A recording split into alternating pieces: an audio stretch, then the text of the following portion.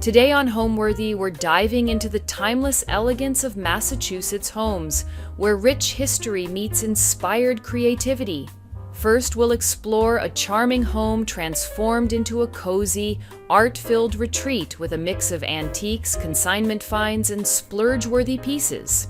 Next, we'll visit a beautifully renovated Tudor home brought to life with thoughtful updates. Then, we'll step inside an Federal-style farmhouse in Boston, where vintage treasures and personal touches celebrate the home's historic character. Finally, we'll tour a classic Georgian Revival that features a sophisticated blend of global design and contemporary style.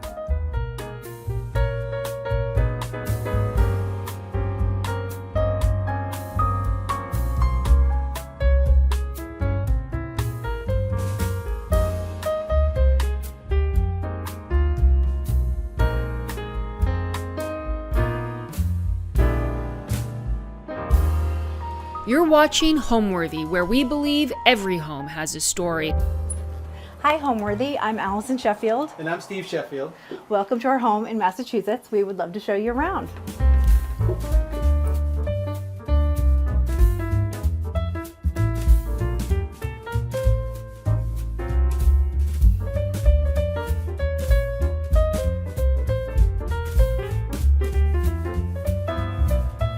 You're watching Homeworthy, where we believe every home has a story. Hi, I'm Allison Sheffield. I'm an interior designer. Hi, I'm Steve Sheffield, and I'm an artist. We live in a bow roof cape on the south coast of Massachusetts. I would describe my style as pretty traditional, but with a kind of quirky bent to it. I try to introduce a lot of modern touches. What you'll see in our home today is a lot of color and pattern and texture, a lot of art. We had been living in Boston for about 10 years when we decided to move to the suburbs. And we looked at about 7 houses in one day. And when we found this charming cape, it is a very traditional looking home. It's about 100 years old. It's a reproduction of an even older house. And it's such a good reproduction that when people come to visit, they are often surprised that it's only 100 years old. It's got the scale of an old house, it's got all the charming details, and it has just been the perfect home. It's cozy but gracious. I would say that my particular style that we've sort of translated into the space is colorful and textured and layered with lots of pattern. Pretty traditional, you'll see a lot of traditional forms, but we've added quirky accents and unusual, unexpected details that give it a much more modern feel and nothing fussy. Our home is about maybe a half a mile from the ocean, and something that caught our eye about the house was the shape of the roof line, which is a bow roof, which I guess imitates or mimics the hull of a ship.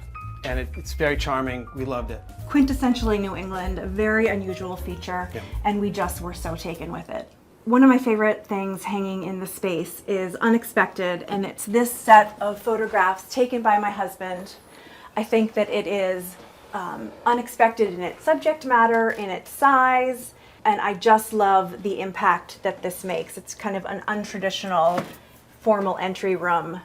I love it because it's so unexpected. Just inside the front door, I have a chest of drawers. I tend to use them in unexpected places because I find them such great pieces for taking up space and for storage. This one I found at a local consignment store, and hanging above it is a fantastic Art Nouveau, heavy brass mirror from the same consignment shop. And I love the juxtaposition of the two different styles. We have our dragon lamp, a few favorite accessories. The mini Nantucket baskets were woven by my mother. And this is the first of many vintage needlepoint pieces you'll see hanging around the house. And the first piece of art Stephen and I ever bought together, it was at an arts auction in Boston, and it was the very first piece we collected together. Another thing we've spent years collecting is antique rugs. And two of our vast collection are here in the space. We've got this beautiful runner and this jewel-toned area rug here, and I love the contrast between them and the leopard runner that runs up the stairs. Another thing I have to mention about this space is that the walls are actually stenciled. Right at the beginning of lockdown, I had been planning on wallpapering the space, but when we were stuck at home, I got the crazy idea to stencil the walls. It's not a small space. This area is kind of small, but there are 3 doors here, and there are 5 more down the hallway. So 8 doors, 5 corners, and we hand stenciled this. I ordered the stencil online and used leftover paint from my oldest's bedroom, and we stenciled them. The effect is wonderful. I absolutely love it, but I will never attempt stenciling walls again. But it really is stunning. It probably took us a few weeks to get the vast majority of them done. Yeah. But it wasn't until about a year ago that we filled in all of the nooks and crannies. All like the little areas and little things. This piece was unpainted for a few years after lockdown, but it just had been such a daunting project that I tucked it away for a long time. Here in this corner, we have hanging a few of my favorite pieces. In fact, these 2 were some of the first pieces we collected at our Art Center's annual Arts Festival. We purchased these 2. The rest have been collected over time from artists that I know from Instagram, from vintage sellers I know from Instagram, and my husband, one of his collages is at the bottom here. Tucked behind the door is a framed Hermes scarf with a nautical theme, and a few more of my husband's pieces. These are fingerprint cards. Do you want to talk about them? It's a funny process, but this is a combination of cyanotype and Van Dyke brown printing.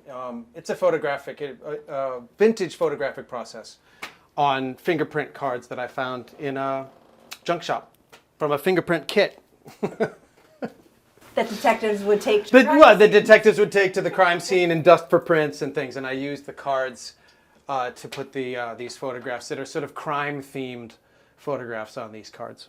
And I like them tucked behind the door. I love them, but I love that they're a surprise, which is another thing we've done throughout the house. We have art hanging on doors and behind doors because we run out of wall space, and so we got creative. This is a wreath that I bought during the Christmas season. It's made out of scallops? No, mussels. Yes, mussel shells by a local artist. It was intended to be up just for the holidays, but I loved the color so much that we've just left it up. And then on the other side of the door, we have a pretty dried boxwood wreath. The house is white with black shutters, and I love the pop of green that the wreath adds to the front of the house. Now I'd love to show you my home office. Follow me.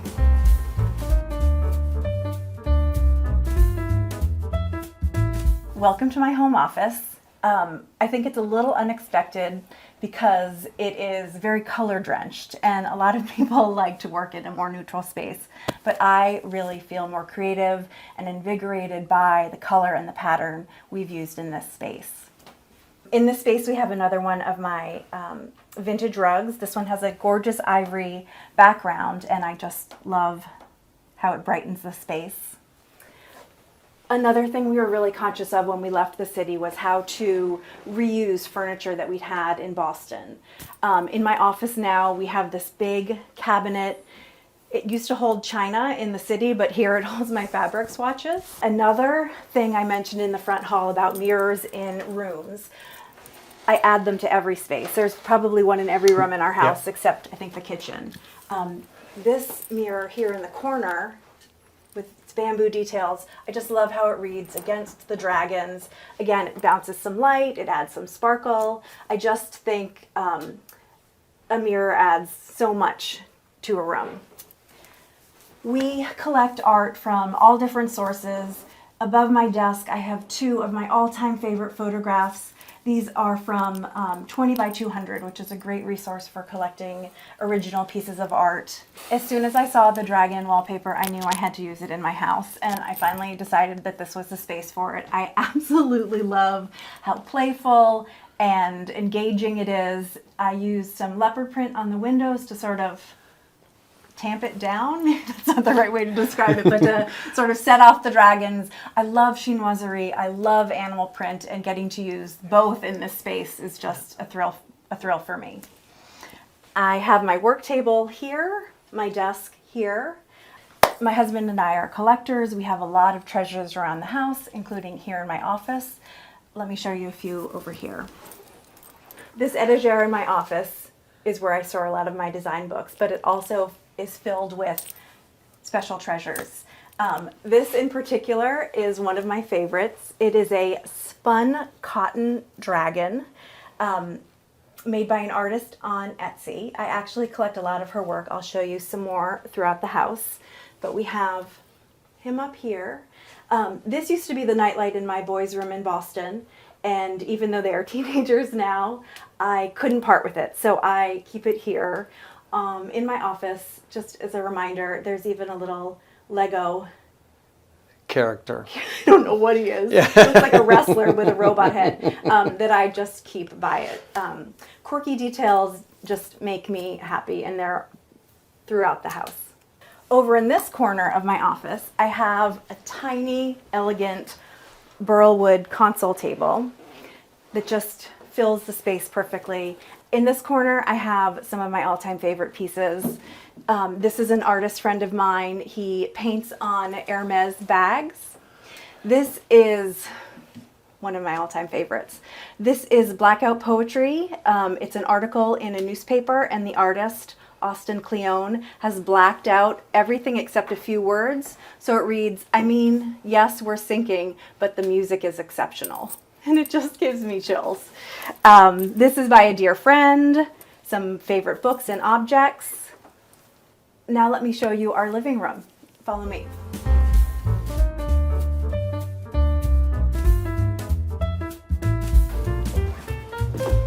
Welcome to our living room. This is a charming space full of that wonderful detail I mentioned.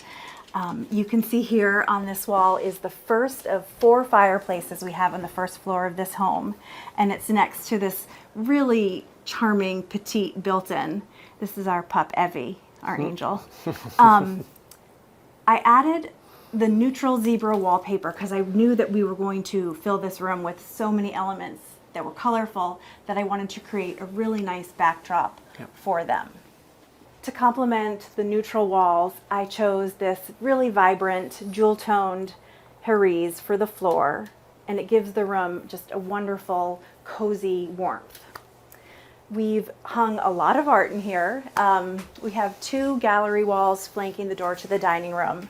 They are a combination of watercolors, photography, collage. Some are old, some are new. We've got mirrors and a John Darien piece.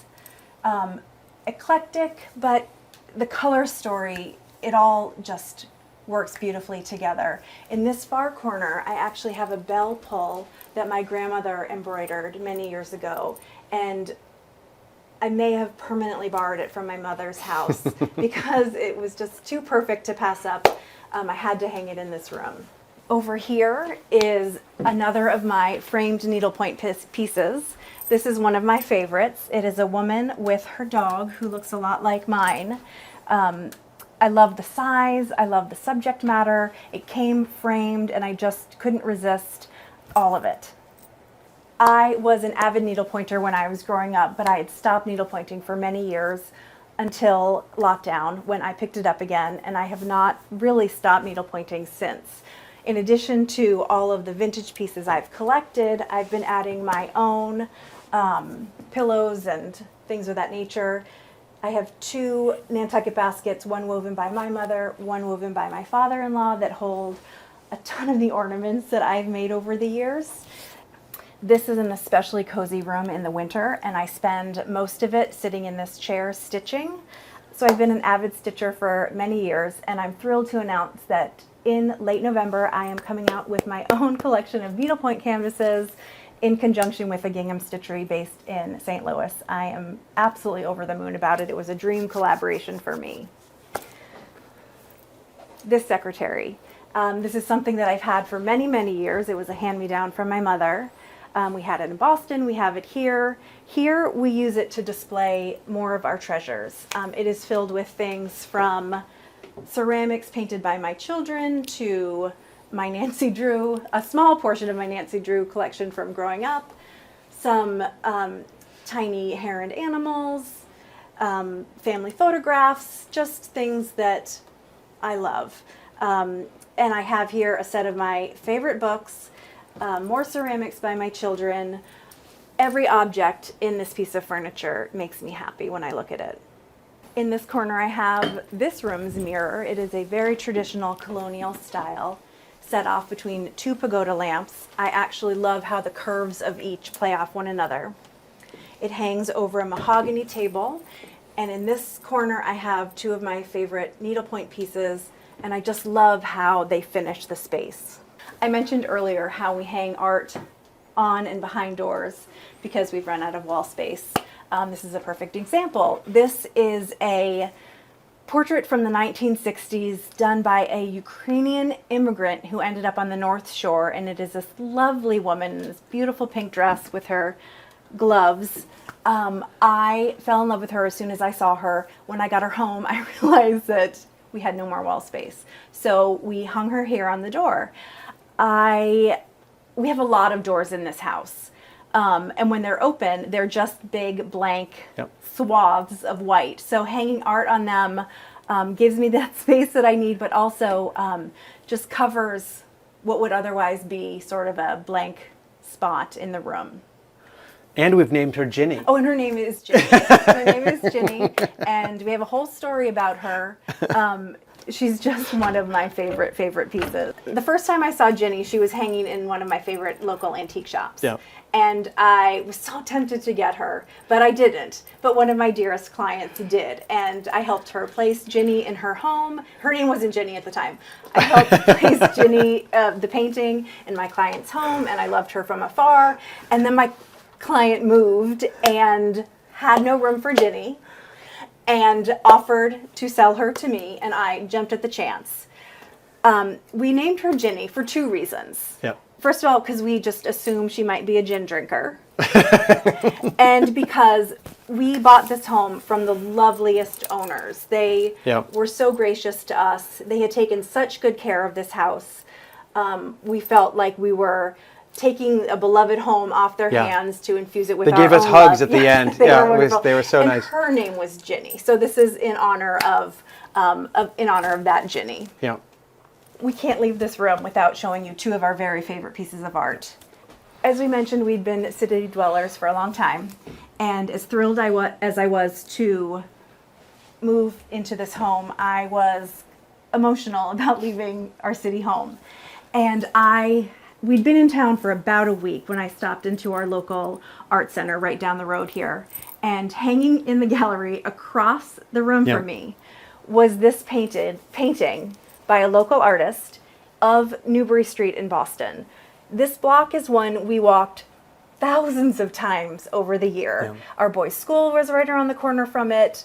It was just our stomping grounds. And I saw this and I felt like it had been painted for me.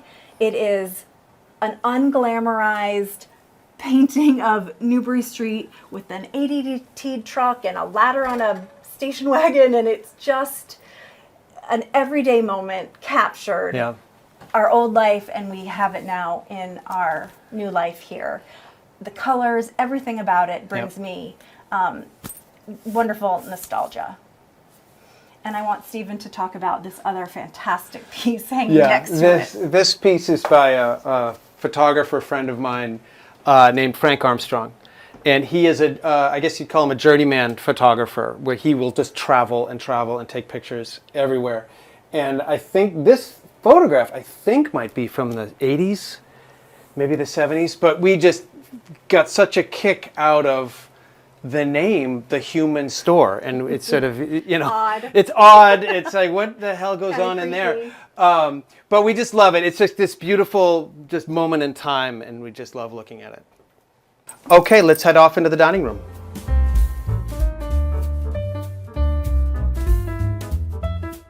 This is our dining room. We chose this gorgeous charcoal grass cloth as the backdrop.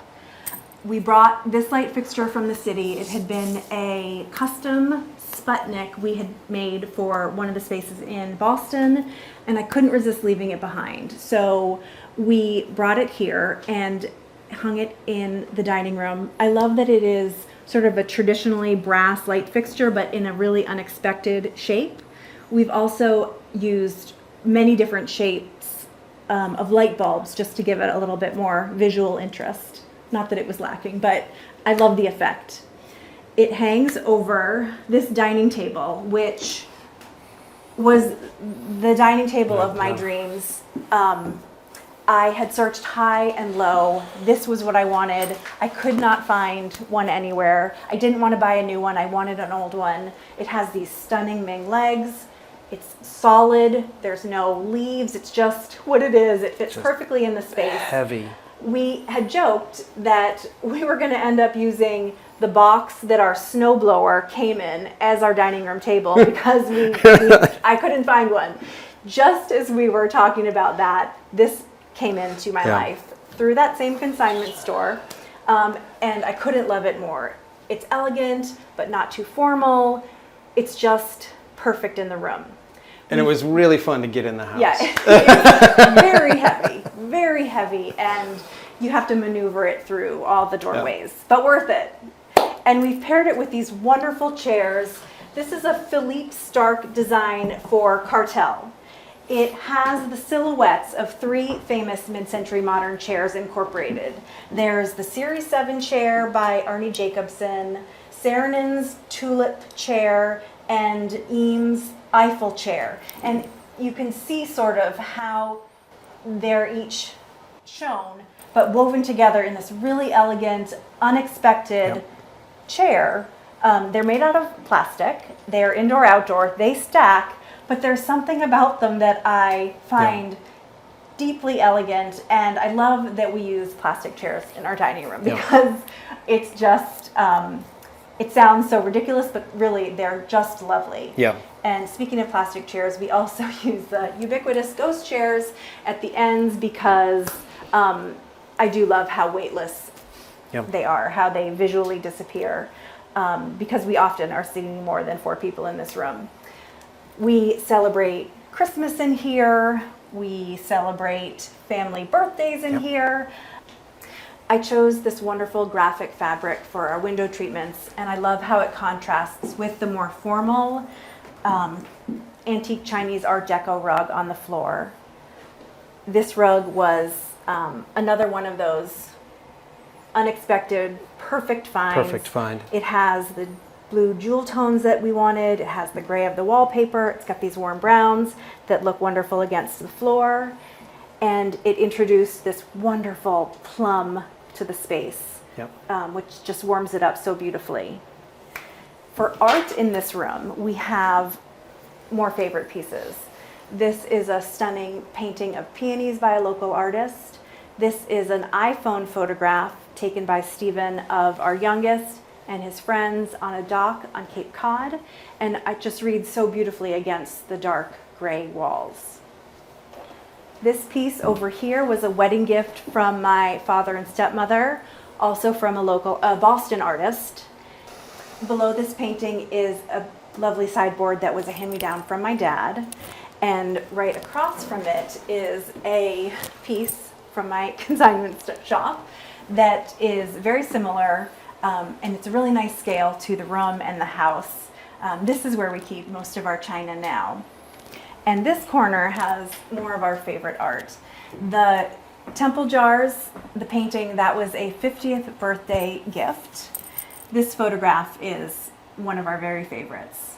The thing about this photograph, I used to, for about 15 years, I taught at a place called the New England School of Photography, and one of my fellow teachers, faculty members, was a street photographer, and he took this in the neighborhood where we used to live, which was also where the school was, and it's just perfect for who we are and what we do. And it says, I have all the art. And it's just this sort of odd street moment in time that just sort of is perfect. Gentleman. I mean, yeah. So this is an all-time favorite. We laugh every time we look at it. And then I have 3 of my blue willow divided plates hanging here, which I find deeply charming. Over here is the second fireplace on our first floor, and above it is a very striking photograph. The history of this photograph is I was commissioned to make a really large piece of art for a restaurant in Boston called Row 34, and I was having the hardest time trying to find the right way to represent or to put a graphic image on their wall. And then I stepped out of my studio, which was this floor of this building, and I just looked up and I was like, oh my God. And I took that because it was a misty day and it just had this beautiful, and that's what they loved. And I also was so struck with it that we wanted to have this in our home as well. And we love the graphic, I just kicked the pigeon, the graphic of it compared to the other sort of design elements in the room. I also have to mention my Hessian soldier andirons, which are just sweet and a little bit silly, their pose, but I just love them, their jaunty look in our fireplace, which still has the original kettle hanging. Yep.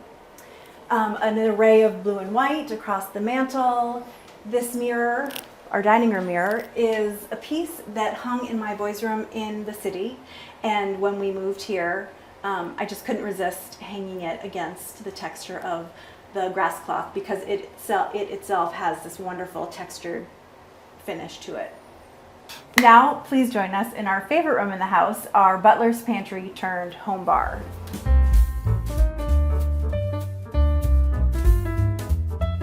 Welcome to our home bar. Originally built as a butler's pantry, we turned it into a home bar. We've been cocktail enthusiasts for many years. We actually designed a cocktail bar in Boston called the Hawthorne, and one of the things we missed most about the city when we got here was the lack of good cocktails. So we created this space so we could make them at home. It's also the space where every Friday since the week before lockdown, we have hosted an Instagram cocktail hour. It's called Sheffield's Cocktail Hour, and every Friday night we mix a drink from this space and share it with our fellow cocktail-loving enthusiasts. Yep. And it started on a lark. It ended up sort of being a lifeline through the pandemic, and it's just turned into a habit. I don't know when we'll stop, but we've really enjoyed the camaraderie and community that we've found. Right, and we haven't missed a Friday in 4.5 years. In 4.5 years, and I don't think we've repeated a drink. I don't think we have either. On the counters here, we keep our recipe books. We keep sort of mixers and other cocktail making elements under here. On this side, we store all of our glassware. And then I have one fun thing to show you before we move on into another space that we love. This is our emergency cabinet, and we keep in it a fire blanket, flashlights, and gin, just in case. And hanging on the knob is this cheeky needlepoint piece that says Retox, Detox, and we turn it depending on the day of the week. And now let me show you where we keep our liquor. Once we ran out of counter space, we decided that we would use this unloved storage closet in our front hall to turn into our sparkly secret liquor storage. So back in January, I got the idea that we were going to transform this space. I had always loved this wallpaper. It's a bamboo trellis with leopard, and when it came in the metallic, I couldn't resist. So we hung the wallpaper, painted the shelves, and stocked it with all of our liquor.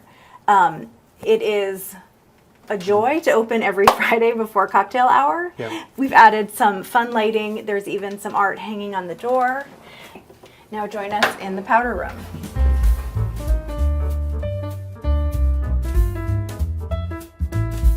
This is our powder room. A dear friend of mine jokes that it's the only powder room she's ever seen with its own foyer. Yeah. This is a long space, and when we got here, there was a massive vanity along this wall behind Stephen that took up a lot of the room. It was actually a bit grander than we actually wanted in the space.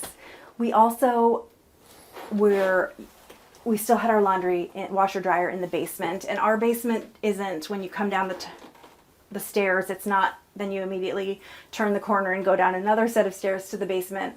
Our laundry is actually like as far away as possible from the upstairs, so I really wanted to move the washer and dryer up here. We removed the enormous vanity as well as a built-in makeup table at the end of the room here, and had just enough space to move a stacked washer dryer up here, and it was transformative. No more late nights at 10 p.m. and you're like, oh, I forgot to move the laundry to the dryer and headed to the basement. It's right here, and it's just been super convenient. In addition to that, when we moved the washer and dryer up and removed the huge vanity, we selected a vintage sideboard to use as a sink stand and a vessel sink. And we have a Moroccan mirror over the sink with some lanterns flanking it. And then we've filled the space with art that we love. In addition, we added this short wall. Breaking up the space allowed us to put a chest of drawers in here for storage. It's a hammered nickel piece that I think is unexpected, and it's set off by a collection of more of our fun and quirky art. Above the dresser, we have some of our favorite pieces of art, including photography, needlepoint, painting, and then beyond the wall is more of our favorite art, including this piece Stephen's going to talk about. This piece is by my nephew, William Austin, and he was in art school in Chicago, and we just love it. It's quirky, it's a lithograph, an editioned lithograph, and it's called The Baby, but Allison and I like to call it Kung Fu Baby because he looks like he's...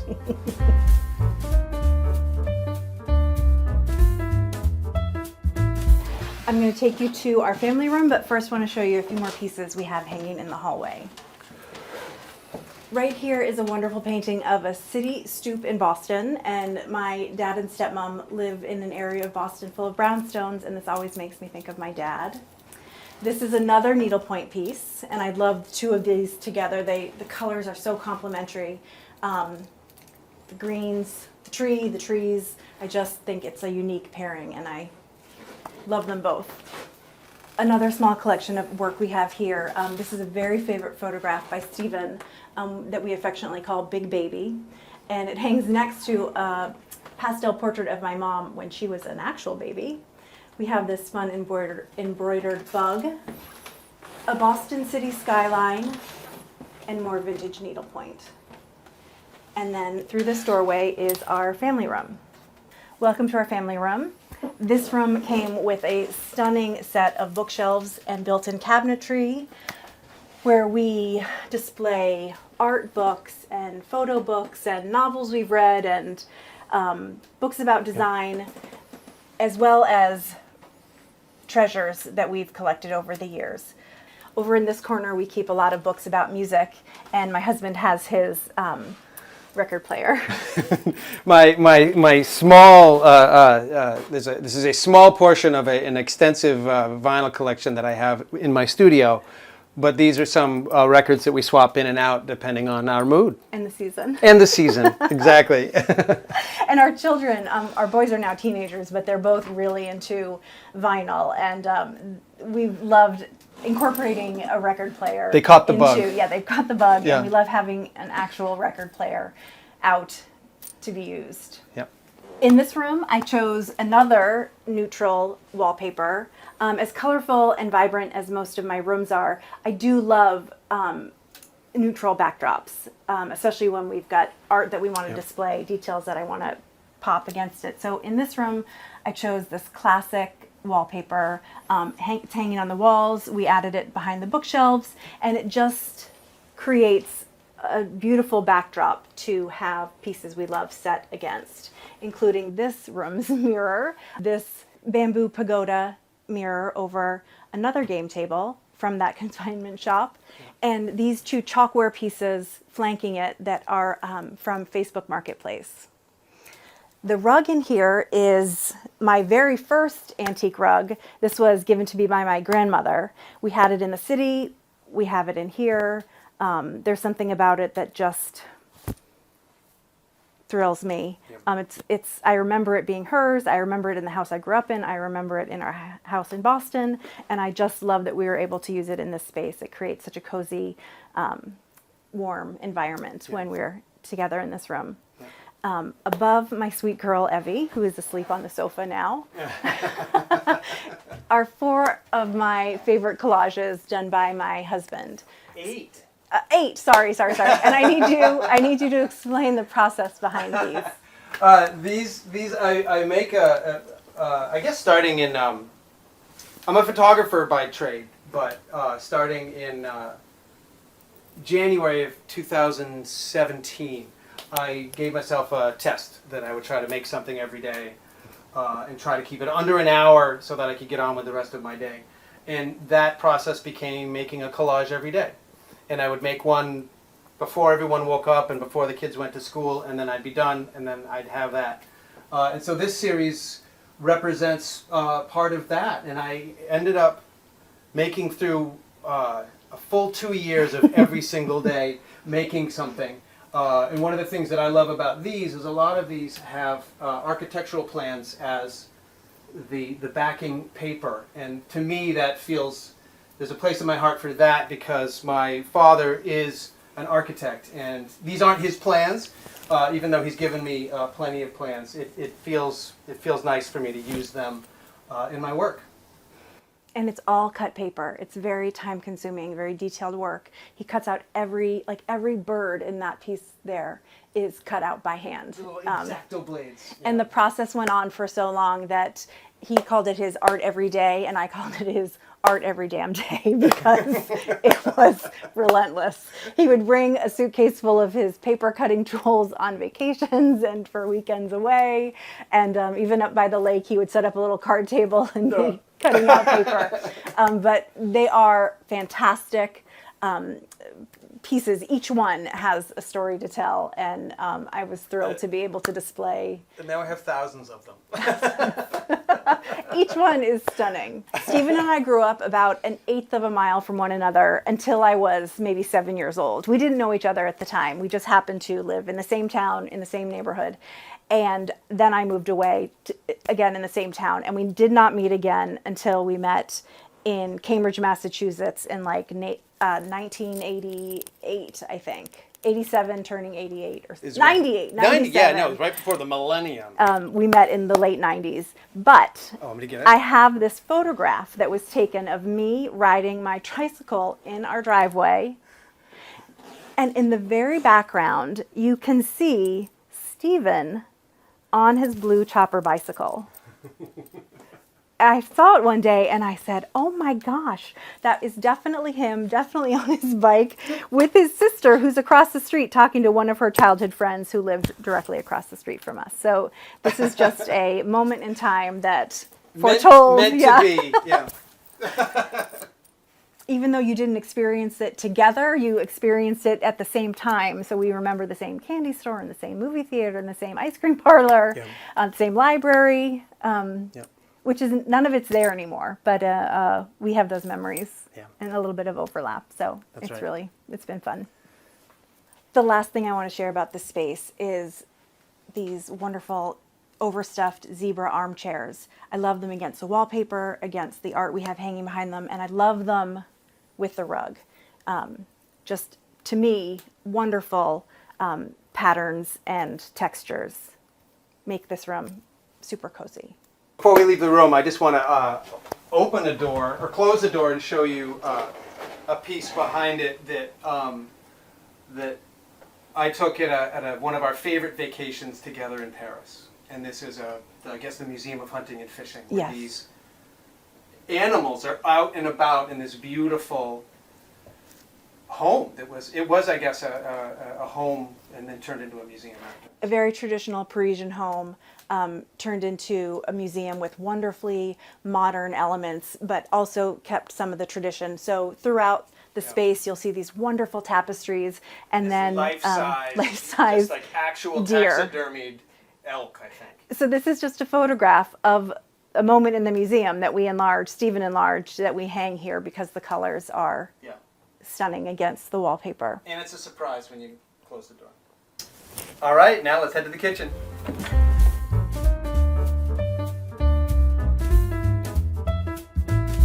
Welcome to our kitchen. We love this room.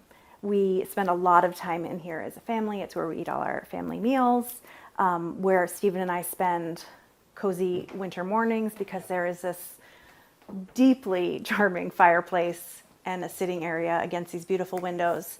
And this is such a cozy room to be in early winter mornings waiting for the kids to get dressed to head to school. Another repurposed piece from our city home is this light fixture that we hung here above the table. It was in the boys' room, and I just like the openness and the graphicness of it in this really traditional setting. This wall is stunning with paneled wood. We hung a very traditional painting from my grandmother over the mantelpiece, and I love the juxtaposition of these two different styles together. When we moved into the house, the kitchen was much darker. The cabinets were cherry. We painted them white. We replaced the backsplash with a really simple ceramic subway tile and took out the dark green granite countertop and replaced it with this honed Carrara, which I love and I think wears like iron. I know a lot of people are nervous about marble in kitchens, but when it's honed, it's much less delicate, and there's something about it. When it does get a little bit etched, I don't mind. That's the nature of the beast. I find it just an element.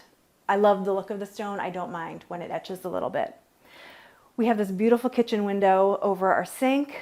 The cabinet boxes on either side, I intended to order glass doors for them, but we got so used to them being open that we just decided to leave them that way.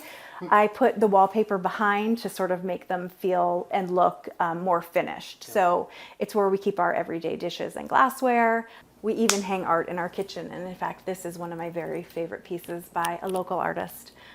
It's got my favorite jewel tones, and the subject matter is so lovely, and there's this little bit of a gold coin that she's captured at the bottom. I just find it stunningly beautiful. When we painted the kitchen, we also painted this portion of the room. It's our pantry and refrigerator, and I painted it a different color than the rest of the cabinetry because I wanted it to read a little bit more like a furniture piece. I added this metal secretary to the space for some height and some contrast. We use it for storage, napkins, envelopes, things of that nature. This is where I keep the rest of my spun cotton menagerie. This is the same artist who did the dragon in my office. I have mostly big cats, a fox, a zebra, and she even made me a custom Evie. And we have a turkey. Some beautiful brass pieces. This is a camera. This is a camera, but it's actually a flask. The cup is on the lens. Starting there, I'll talk about, we have two memory photographs here, and I call them memory photographs because they're purposefully blurry.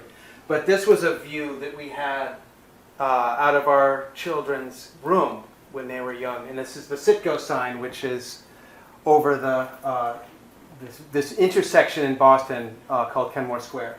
And this is sort of lights at night there, and this is the blurry sign. The Citgo sign was what you saw from our boys' room. It was it's by Fenway. It's an enormous neon sign, but it's very charming to those of us who lived in Boston. It's sort of a landmark. And when our youngest was little, he called it my triangle. He called it his triangle, my triangle. And it is such a nostalgic thing for us. and having it here in our kitchen Yeah. is a thrill. And most people recognize that Yeah, it very is this immediately, eco yeah. sign, Like, oh! as blurry as it is. Yeah. And then you have to see this one too. This is traffic in Kenmore Square, and you can just see the taillights. Headlights and taillights. Headlights and taillights. Yeah. This, again, pieces of the city in our suburban home make us really happy. One of my other very favorite pieces is right down here, and this hollow lamp that we, Allison, filled with our kids' Matchbox cars. I think they have many more than that, but that's what we could jam in there. But I love the feeling of that and the color that comes out of it, and it's very playful. When they were little, they were horrified that we'd pilfered these to add to the lamp. But now that they're sort of Now they like overplaying it, with, yeah. it's playful. It doesn't necessarily read as Matchbox cars right away from a distance. It just looks like an interesting lamp base. But when you get up close, I love it. it's very sweet. Other features in this space that I absolutely love are this big picture window here. It overlooks our carriage house out in back. And now let's head into the sunroom.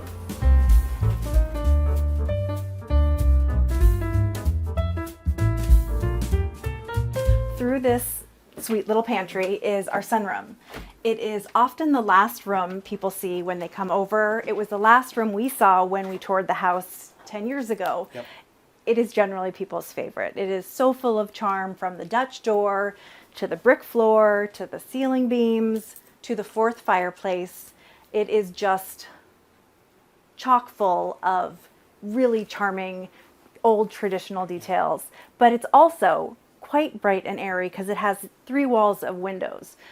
Previous owners had window treatments on the windows, but we really just wanted it to feel open and airy, sort of an extension of the outside. This is where we celebrate Christmas. This is where we have gatherings of friends.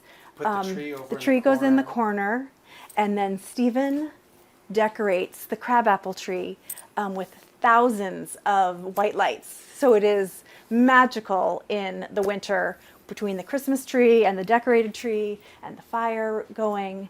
It's a really, really special room. On the floor, I have another vintage rug. This one we got in an estate sale 2 doors down.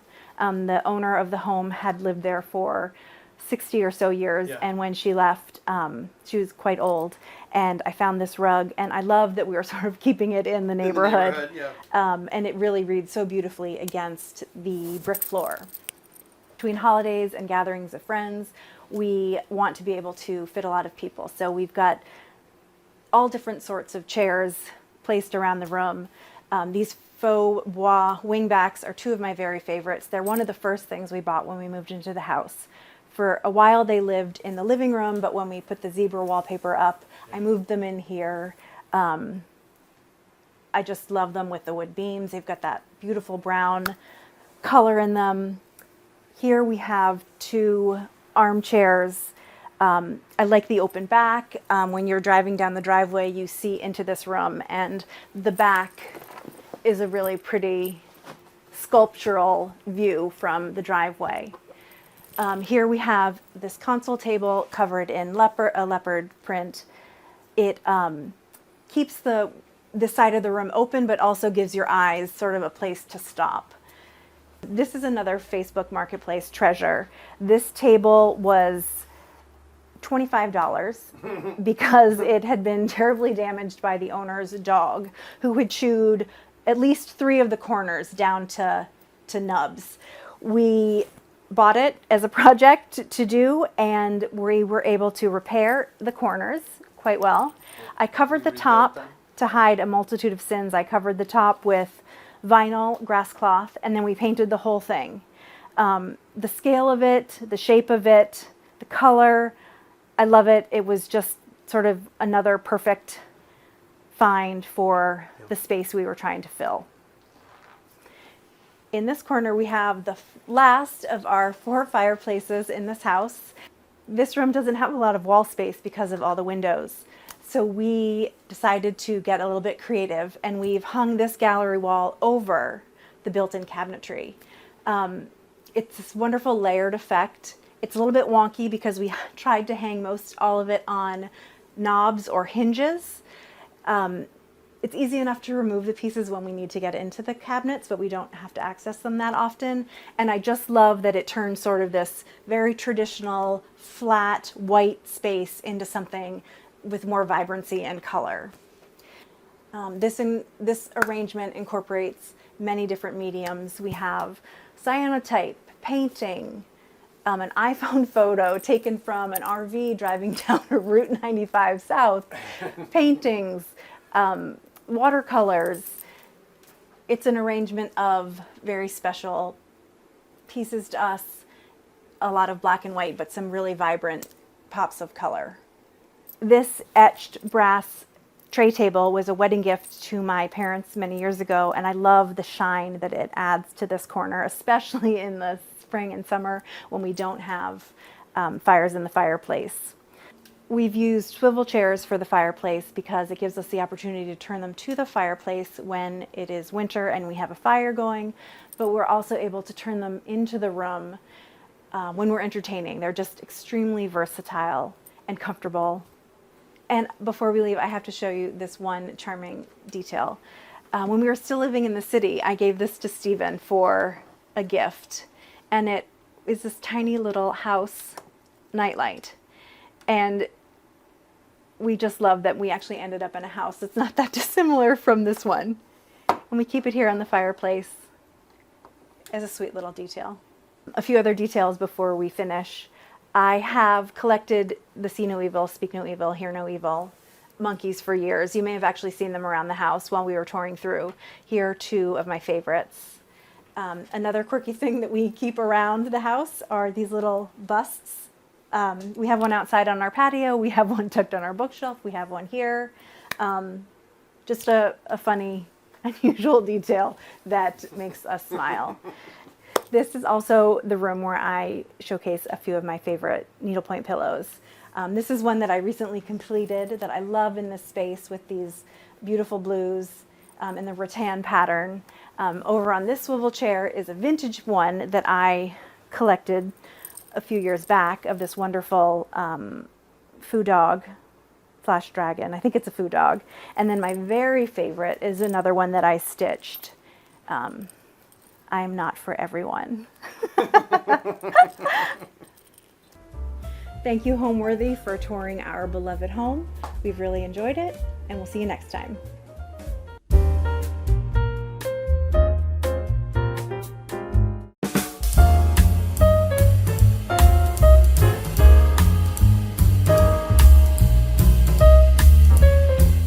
You're watching Homeworthy, where we believe every home has a story. Hi, Homeworthy. I'm Katie. Welcome to my house in Wellesley, Massachusetts. Let's go on in.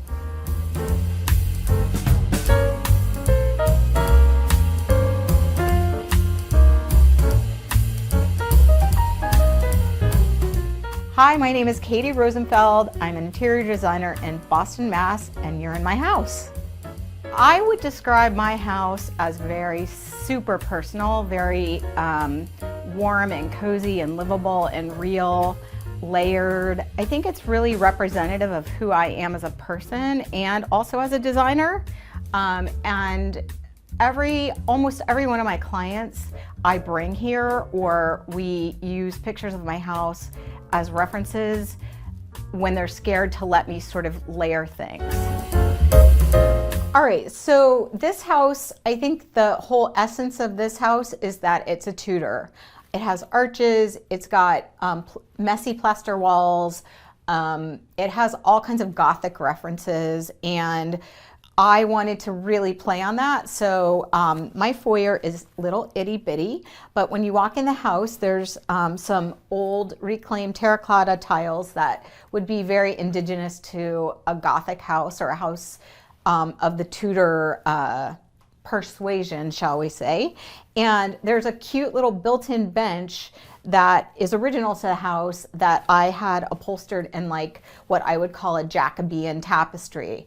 I was going for like real literal Tudor, but I made it a little funny. And how I did that was I put some quirky art in funny places so that all the seriousness was lightened up a little bit. I could have had a coat closet. And I essentially don't have a foyer. I mean, it's really just sort of almost like an arrival. It's not a grand foyer. It's kind of tiny. But I could have built a coat closet, but it would have meant losing a window in my living room, which I wasn't willing to do. So I have 3 ways of handling coats. One is that I throw them on a chair. That's one way.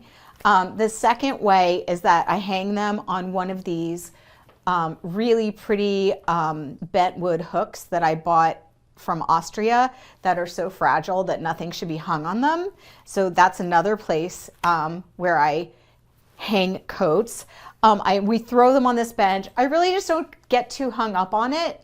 And also the fact of the matter is we've only lived here for a year and a half and most of it was COVID. So talk to me in a year and we'll see what the lack of coat closet brings. I would say that I am sort of typical of the self-taught decorator model.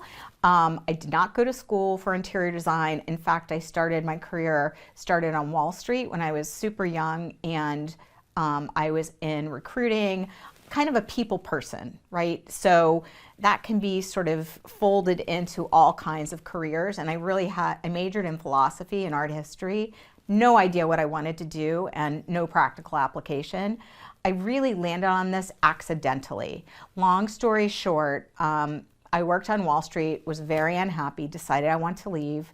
I left when I got married. My husband afforded me the possibility of, making a career change, and I started selling art. And I was using my home as kind of a gallery salon kind of a situation. And people would come in and they would buy art. I would have these parties with 100, 150 people. They would buy art and then they would email me or call me the next day and say, you know what, I really loved your kitchen. Can you help me renovate my kitchen? And this kind of thing started happening. So it just literally morphed into an interior design business with just me writing orders on a piece of paper and sort of phoning them in. And now I have like a legitimate practice with multiple employees and projects all over the country. I mean, it really is a career that happened like a happy accident. So now we're going to go into, I guess, what you would call the living room, but it's actually 3 different distinct spaces that combine to form my living room. Come on.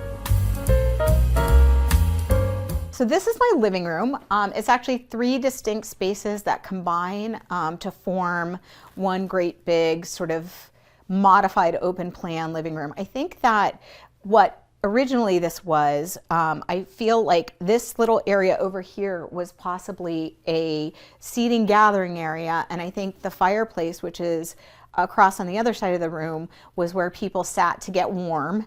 And then in the room behind, it was a garden room. I know this because, and I'll show you, when we were renovating the house, number one, the floor is tile.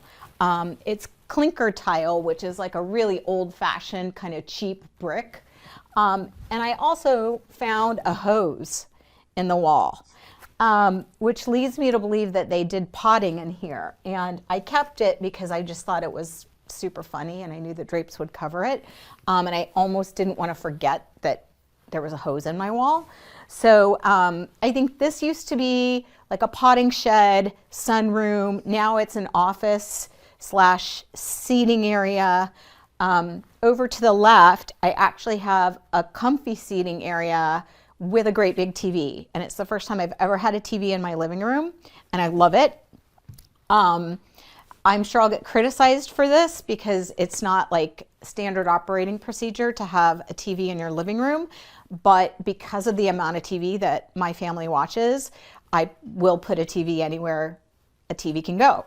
So we do have one on the wall, and it's actually not ugly to look at. I mean, it's not like the prettiest thing on earth, but it's also, it's one of those frame TVs. It was a very easy decision for me to change careers from something that made me like deeply stressed and unhappy to something that made me feel like alive and inspired and all of that stuff. Forgetting about the financial aspect of it, of course. But I think the hard part is just when you're doing something creative, you're really putting yourself out there for people to look at and to criticize. So it's really hard. I think the hardest part for anybody in a creative industry is finding just like their sea legs and their confidence and being comfortable putting what they have to offer out there in the world, especially with all this technology, for people to dissect and copy and criticize and, you know, screw up on certain occasions, and all that kind of like noise that happens surrounding it is the hard part. But I think it all stems from confidence, and that's something in my 50s I'm literally, I think, hitting that stride right now. As a younger designer, I was like, you know, I was a whirling dervish.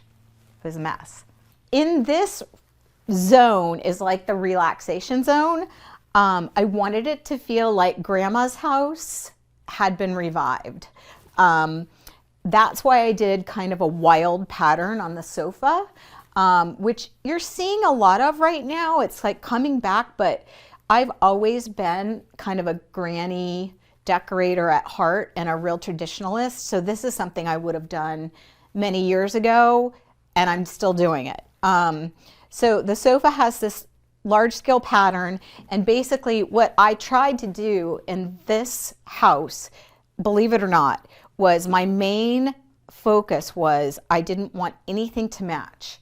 So I wanted it to feel as though it had evolved and grown and mishmashed together. That's why the rug doesn't reference the colors in the pillows, and the colors in the pillows don't reference the colors in the other rug, and so on and so forth. So in a sense, this room is like, I think, my biggest decorating sort of fun thing to do, which is to put disparate objects together and make them work together, even though they wouldn't in isolation, if that makes any sense.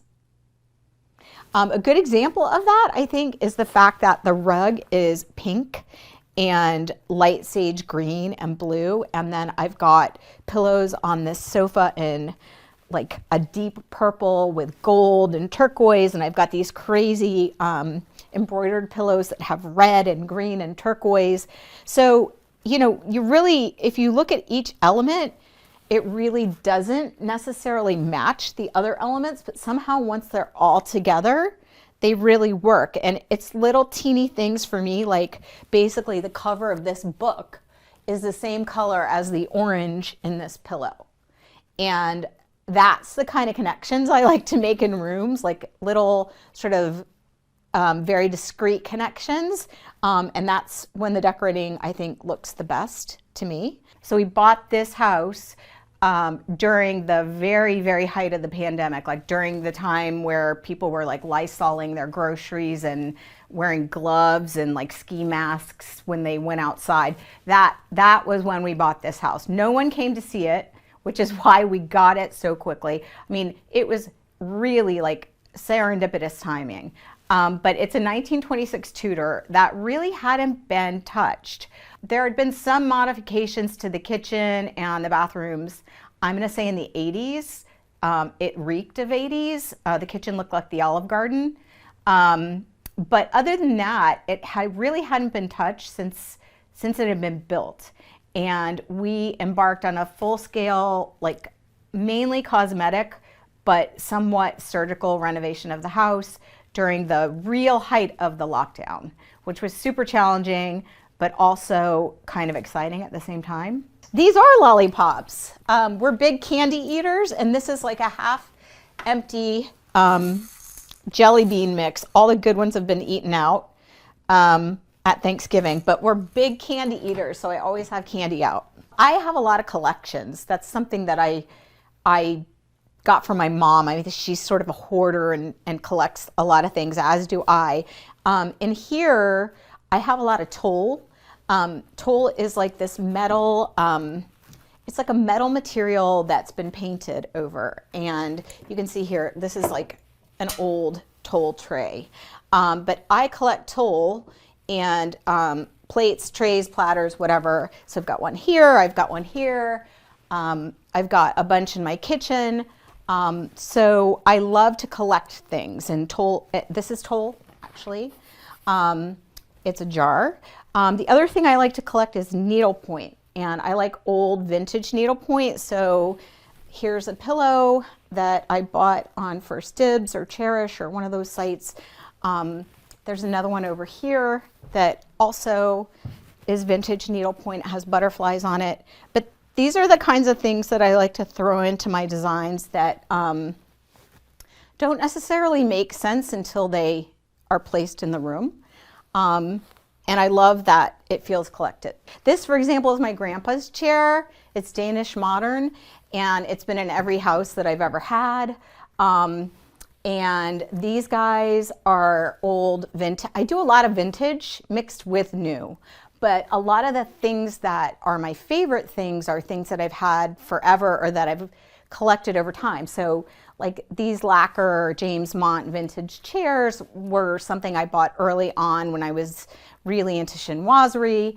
This campaign style table, I love campaign style anything. This was on a tag sale at the Baker showroom when I was just starting out decorating, and I could afford it, so I grabbed it. It's been in 7 houses. This desk I found at consignment. It's actually a partner's desk, which means it's double wide. So theoretically it was made for 2 people to work at.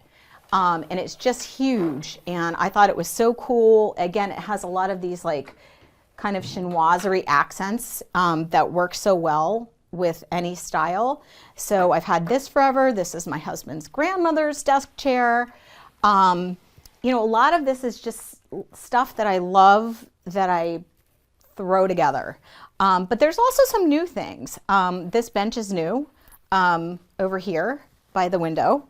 And I had it made just for this space. So that's new. And a lot of the upholstery and the like TV area is new. But the most fun thing for me to do when I'm decorating is to mix things that I already have with other things that I find along the way and new things. That's my favorite thing to do. So, I mean, I'm not the kind of gal that's going to stand on a soapbox and talk about historic preservation and the environment and preserving this and that and the other. I just don't think I have a platform to tell other people how they should behave. But in my case, when I see an old house with a lot of architectural integrity, it makes me super sad when someone wants to break it apart or knock it down and sort of lose the bones and lose the authenticity and the integrity of the house. You know, I can't judge someone. People do it all the time, but I think it's really important for me personally to have a house that has some history and that has some quirks, and it kind of fascinates me to think people lived here before and what did they do in the space that I'm sitting in. I'm just not one of those people who loves everything perfect and new. So renovating to me is much more appealing than building from the ground up. But there's tons of clients I have that could say the exact opposite. So the fireplace area is one of my favorite aspects of the house. There was a lot of talk at the beginning of the project about redoing the fireplace. It's not exactly the most gorgeous thing you've ever seen. The stone is kind of like got a little bit of a rusty patina to it, and it's very Tudorial, very Game of Thrones. And I could have refaced it and done it over in millwork, but something told me to leave it, and I did, and I'm really glad that I did. I found these 2 like almost throne-like chairs at consignment, and they felt perfect for in front of this particular fireplace. And then mounted above it is a deer that one of my clients gifted to me. Again, this being a Tudor and the whole English thing and the sort of Cotswoldy theme, I just thought it was kind of like perfect to have a piece of taxidermy over my fireplace, even though I myself do not hunt and did not hunt that deer. I love him. His name is Big Papa, and he was gifted from one of my very favorite clients. So one crazy thing that I really love that happened during my renovation was one of my Instagram followers was following the documentation of my renovation, and she somehow noticed in the details of the architecture of my house that it looked a lot like her husband's grandmother's original house. She lives in New Jersey. She had no idea where the house was. She thought it was in Massachusetts, which it is, but she reached out to me and said, you know, is this house in Wellesley, Massachusetts? And I said, yes, it is. And she said, I think this is my husband's grandma's house that she built in the 20s. And I said, really? Can you, we started a dialogue, and she sent me all these original pictures of the house when it was first built and the family that moved in. And it's just an awesome story. They had 2 little girls. I think the grandma was called Bubby or Bubs. That was the grandmother. And I've got all these photographs of the first people who built this house sitting in this room with this fireplace, which is awesome. The one thing I think I should bring up before we leave this room, and it really kind of carries throughout my whole house, is that forever and ever and ever, I've collected art. Not necessarily important investment grade art, but things that I find in various places that I love. Things that I bought on the internet, things I found on the side of the road and had reframed, things I bought from artists that I saw and could afford. It's not like I go to a gallery and go shopping for art. All of this stuff is hodgepodge. And a lot of it, quite honestly, the frame costs more than the piece of art. But to me, that's the best kind of collection of art to build, is to have vintage mixed with new. So I've got some abstract pieces, like over here, for example, is a good example. I have some abstract pieces from an artist that I know in New Jersey, mixed with an old family portrait of someone, I can't read his name, but I bought this in Connecticut. And it's absolutely gorgeous. And I have no idea who he is, but I do love collecting pictures of people I don't know. So I love the foil of the really ornate frame and the portrait juxtaposed with the clean, abstract, modern pieces on the adjacent wall. Let's go in the kitchen. So this room, I think, is probably, this has got to be my favorite room. And it's the room that required the most effort and the most attention, and the room that I really, really, really wanted to get right when I renovated this house. It's a tiny kitchen. It's not big at all. And the one thing that's unusual about this kitchen in the United States is that it's based on a European style. And what that means is that the cabinets back in the day in Europe, when you had an apartment or a flat, you would have kitchen cabinetry that was just kind of affixed to the wall, and when you moved, you would take it with you. So the concept is that your cabinetry was unfitted. Now, in modern times, a lot of kitchens you'll see are cabinets that go all the way to the crown of the ceiling, and are really built around an entire room, completely built in, not at all something you could take with you. I wanted this kitchen to feel like it was back in the day. So if you'll notice, a lot of the pieces are mismatched heights, and there's a ton of asymmetry, which I happen to love, and that's what I chose to do in here. A really good example of that, again, is this kind of stovetop run where I chose to put this little sink in here, which sacrificed counter space, but I really liked the way this looked. So I put it in, and of course I needed to have a sconce and a shelf above it.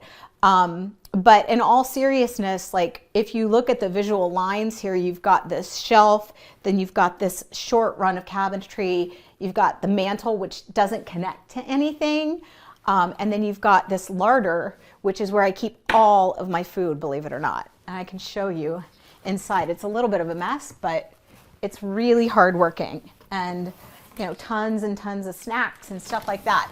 But what it basically is all about for me is kind of forcing myself to live in a restrained way. So I don't have storage for storage's sake. I don't have empty cabinets. All my cabinets are filled.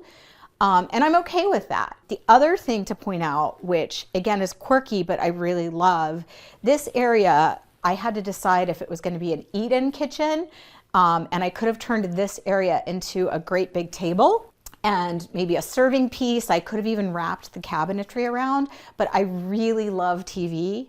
I've kind of already said that. So I wanted to be able to watch TV while I was in the kitchen and kind of scoot over here and watch TV while things were cooking. So I chose to make this a sitting room instead of an eat-in kitchen. So the area adjacent, sort of the L of the kitchen, is this cozy little couch area with a TV and a storage piece and some funky art and plants and, you know, all that kind of thing. And so while dinner is cooking, people are hanging out here and it's super fun. I mean, if we want to, we can eat at the coffee table, but most nights we eat at the, I call it the work table, because it's not really a kitchen island. It's elevated on legs, and it doesn't have a sink in it. So there's storage on one side of it, which is this side, and a lot of storage for deep pots and pans. But the other side is really kind of a counter height table. So my family of 4 sits here every night for dinner. So 3 on this side, 1 on the other, right here. My favorite thing about this house, gosh, that's a super hard question. I don't know if I could pick a favorite thing. I think the fact that this actually happened to me and I got to live here is my favorite thing. As corny as that sounds, I feel like it was really meant to be, and the universe really drew me to this crazy house. I typically am not attracted to Tudors, and this is heavy, heavy Tudor. I just fell in love with it the minute I saw it, and I feel like it saved my family. So that's kind of, I see it as like my fortress because of that. So I know that sounds super like corny and, you know, gooey-ooey, but it's really kind of the truth. So this is my dining room. It's right off the kitchen, as you can see, which is an ideal location, and this is where it was originally. This room was so dark and so depressing and like such a Debbie Downer when I moved into the house. All of the woodwork in my entire house, including these cabinets and all this wainscoting, was natural oak. So it just had a really heavy, dark feel, and I chose to paint all of it. And I knew I was going to do that, and I knew that that's also something that's controversial, I think, in Tudors. But, you know, I did it, and I love it. The dining room, again, is kind of petite. It's really a 4 to 6 seater dining table. And we do eat a lot of meals here too. One thing, to the point I was making about the eat-in kitchen, I have this new philosophy that I don't want rooms that don't get used. And in my old house, we only sat in the dining room for holidays or parties or that kind of thing.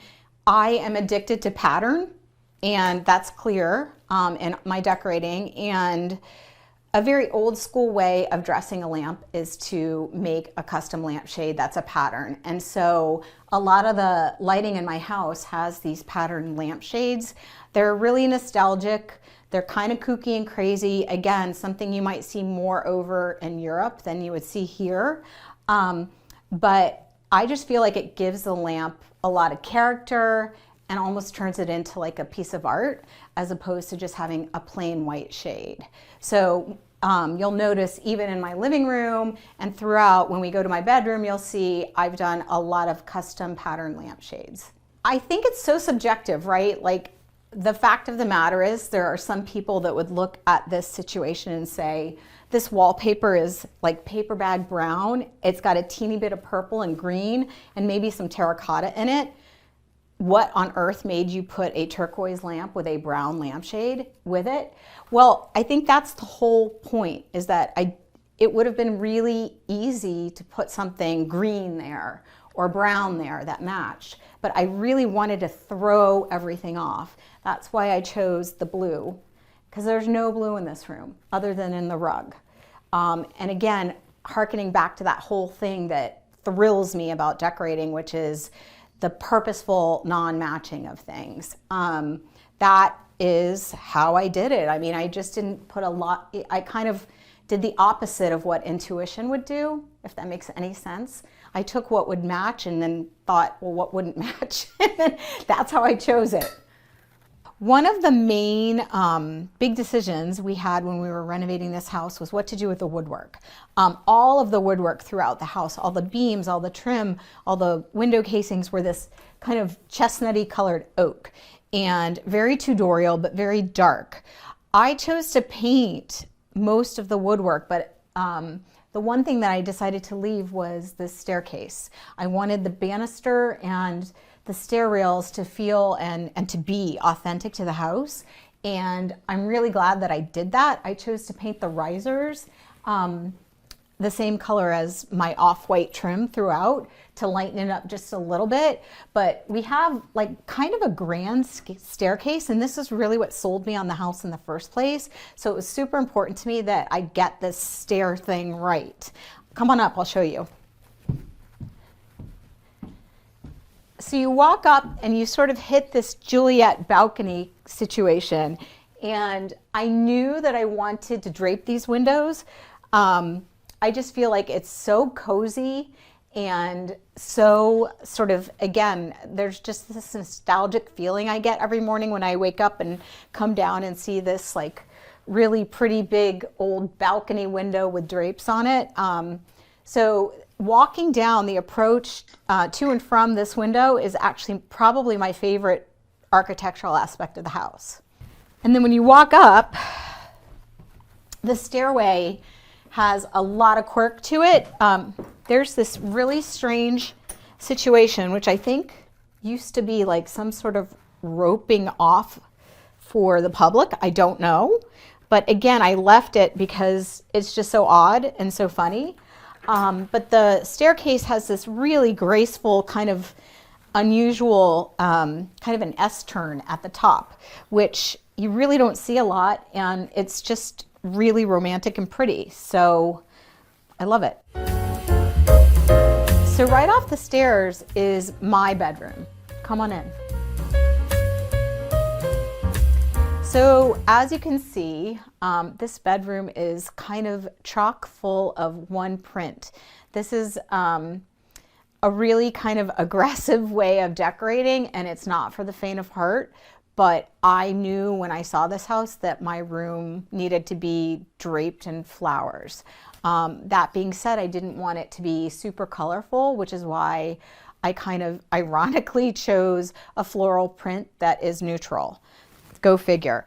But that's what it is, and I basically camouflaged the whole room in this print. So the bench is covered in the fabric, the walls have the matching wallpaper, my lampshades match, my pillows match. I wanted to do the bed and the drapes, but my husband drew the line and said, enough. Eventually I will do them, but for now, just white. The room is really dreamy. When you're in here at night, you really feel, I feel like I'm in like an English garden, and I feel really cocooned and protected, and it's just, it's my special place, my Zen den. Bed in front of the window. This wasn't really an option with the layout of the room, and it's not ideal, but as you can see, I have drapes behind my bed, and I floated the bed just a bit proud of the drapes, and it's really not that big of a deal. This is the kind of thing a client would ruminate over, but it's fine, right? And I've got 2 nightstands and another view, lovely view out this window where my shade is broken, and I can't show it to you because it won't go up, but if it did go up, you'd see something pretty. This is the bathroom. This is like sort of ground zero, I think, for my house. for so many reasons. Number one, I think it's the first room I actually saw in my head. I knew I wanted this wallpaper. I knew I wanted really dark, old-fashioned hexagon tiles, so I chose this really dark gray marble. And I knew I wanted my bathroom vanity to feel like a chest. And that is actually a whole other story, but fast forward, I'm now launching a line of vanities that are inspired by old chests. If you look at it, it's literally like a piece of furniture. Instead of being cabinetry, I chose to have all of the bath vanities in my house be freestanding. So if you'll notice, it doesn't go wall to wall, just kind of like my kitchen. Same concept, unfitted. I wanted it to feel like a piece of furniture rather than cabinetry. So that was the intent here. And you know, it's specific. You have to like embrace the imperfection of it all, and the fact that you're losing, you know, 3 inches of storage here and 4 inches of storage there. But for me, the aesthetic part of it was more important, and to add these details like the trunk handle and that sort of thing were the fun part. I also have wooden toilet seats in all my bathrooms, which I really love. People who know me know that, and I think you can probably tell just from me talking, I'm hardly shy or introverted, right? I'm comfortable speaking and I'm fairly extroverted, but you wouldn't believe what a homebody I am. I actually spend almost all my free time at home. It's like kind of pathological. So home to me is everything. I live in every room. I move around the house. I watch a lot of TV. We have TVs everywhere. I'm a big believer in making your house, adapting the house to your lifestyle while having it be compelling to look at and interesting and layered and beautiful. But the most important thing to me is being super comfortable and shutting the door and shutting the rest of the world out.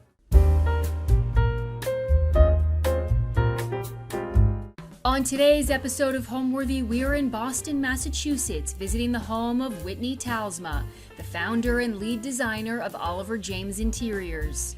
Whitney and her family live in a charming 1814 Federal-style farmhouse that boasts incredible historic charm and beautiful gardens. She has made an effort to add her own personal design touches while celebrating the original details of the home. Whitney loves hunting for vintage furniture and decor at antique shows and flea markets, blending these pieces with her newer items for a lived-in look with stories to tell.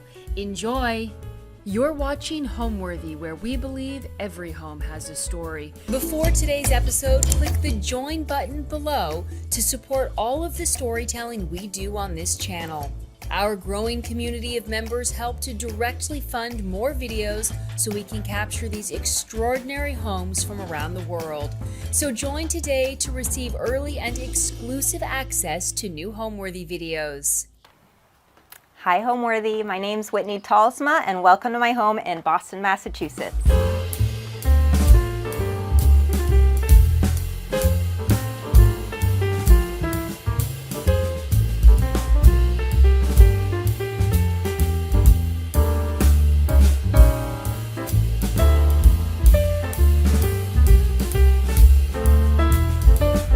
Hi, my name is Whitney Talsma and I am an interior designer in Metro West Boston.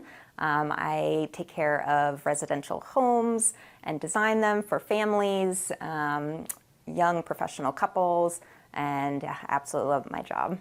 My family and I, which includes my husband, my son Theo, and my daughter Willow, we have lived in this house just under 2 years. It'll be 2 years in August. And this house is a really special home. It is called Stonewall Gardens, and it is actually on the National Register of Historic Homes by the Department of State, which is really exciting. It was established in 1814, so it's over 200 years old, which is amazing. But it has such a modern living feel. It's such a great flow to the house, tall ceilings, big windows, super charming. We love this home. This family, the original family that lived here, they were in the leather whip making business for stagecoaches. So they would make 20-foot long whips. There was agriculture on the land, so lots of like cranberry bogs in the area, apple fields. So a lot going on this property, which I think is why it makes it so special. And there's even a little shoe shop on the property as well. And you will hear a little story later about some old shoes that we found. So my style is kind of a little mix of different things. So definitely colorful, lots of pattern, whimsical and cheerful, and there's a little touch of femininity, but you will also find some areas too that have a masculine feel. I absolutely love florals. You will find florals everywhere in patterns and art, and just fresh flowers around the house. So that is definitely like the core of my design style. I would also say that I do also love like traditional, you could say like grand millennial as well, English cottage, refined rustic, and then definitely those like moodier masculine spaces as well. So I am a little bit all over the place, but it allows me to be creative and kind of explore some different design styles. All right, welcome to our formal entry.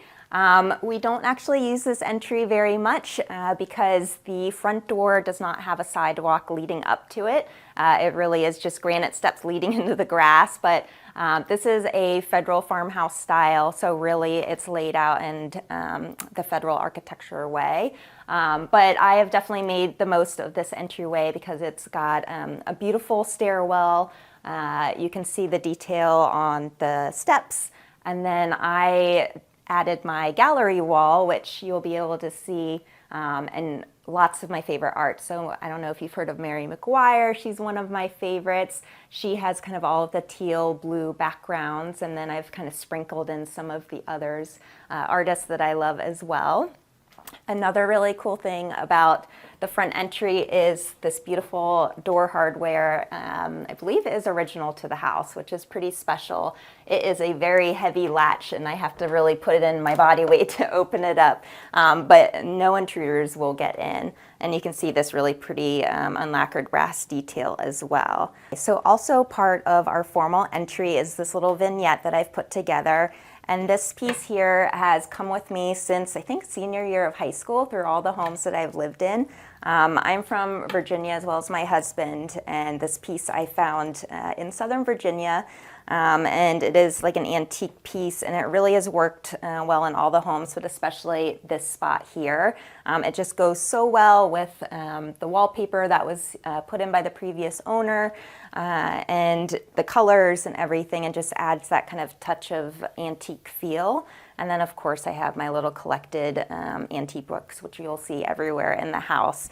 But yeah, I just love this little vignette. I've got my pleated lampshade. You'll notice that I love a lot of pleated lampshade scallops. That's like another big feature that I put into my designs. And then my dried hydrangeas and my little straw dogs that I think are just a fun, playful, whimsical touch to our foyer. So this wallpaper here, not necessarily my go-to design style. It was installed by the previous owner, but I have definitely been able to work with it and add my own special touches, just like my gallery wall with all of those nature and botanical art and prints and frames. And I think it just adds, takes these big swaths of wall and makes it more interesting. So I think the previous owner did a really good job adding that. All right, so now we're going to go to our formal living room.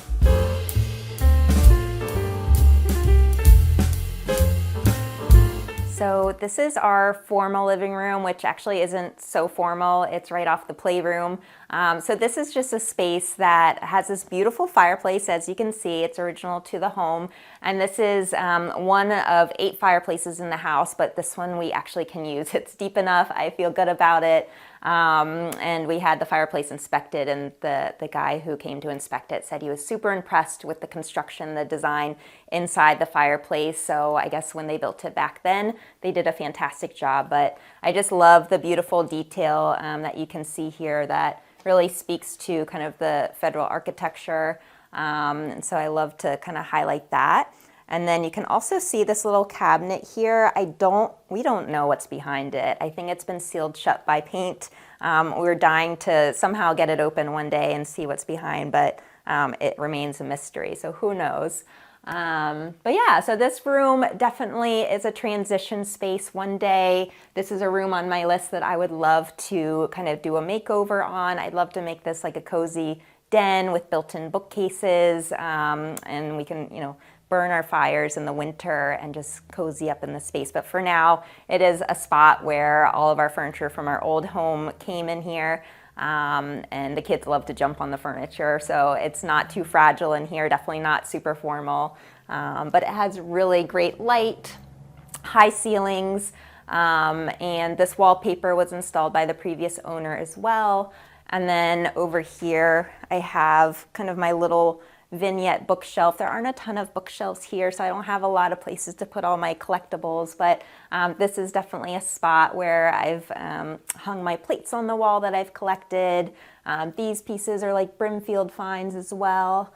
These shaker boxes actually I got locally in town, and the story is that a woman collected each of these boxes. They didn't come as a set, and she spent years collecting the right size boxes and the right colors to create this set. And when I saw it in the antique shop, I fell in love with it and knew I had to have it, but apparently they can go for a lot if well done, so I'm hoping this is a good collection item here, but I didn't have to pay too much for it. And yeah, so this is where I like to display my items. And this here is a clock from my parents, and they passed this down on to me. This was in one of their really old homes in Virginia, and I have since inherited it. And we turned the chimes off because we couldn't manage the chimes every hour, but it still sits pretty here. But yeah, I just love having that piece in here too. And just another old house thing too, you can see just how crooked the door casing is in relation with the ceiling. There's definitely all of those oddities that you will find around the house that it's just an old home thing. So lots of sloping floors. We've got some fireplaces with the little hooks that come out that used to hang kettles. So I just love all the quirks of the old home. But again, this one is just such a great space. It really is fit for modern living. It's got central AC, which is hard to find in an old home, and just such a great layout as well. Good flow through the house.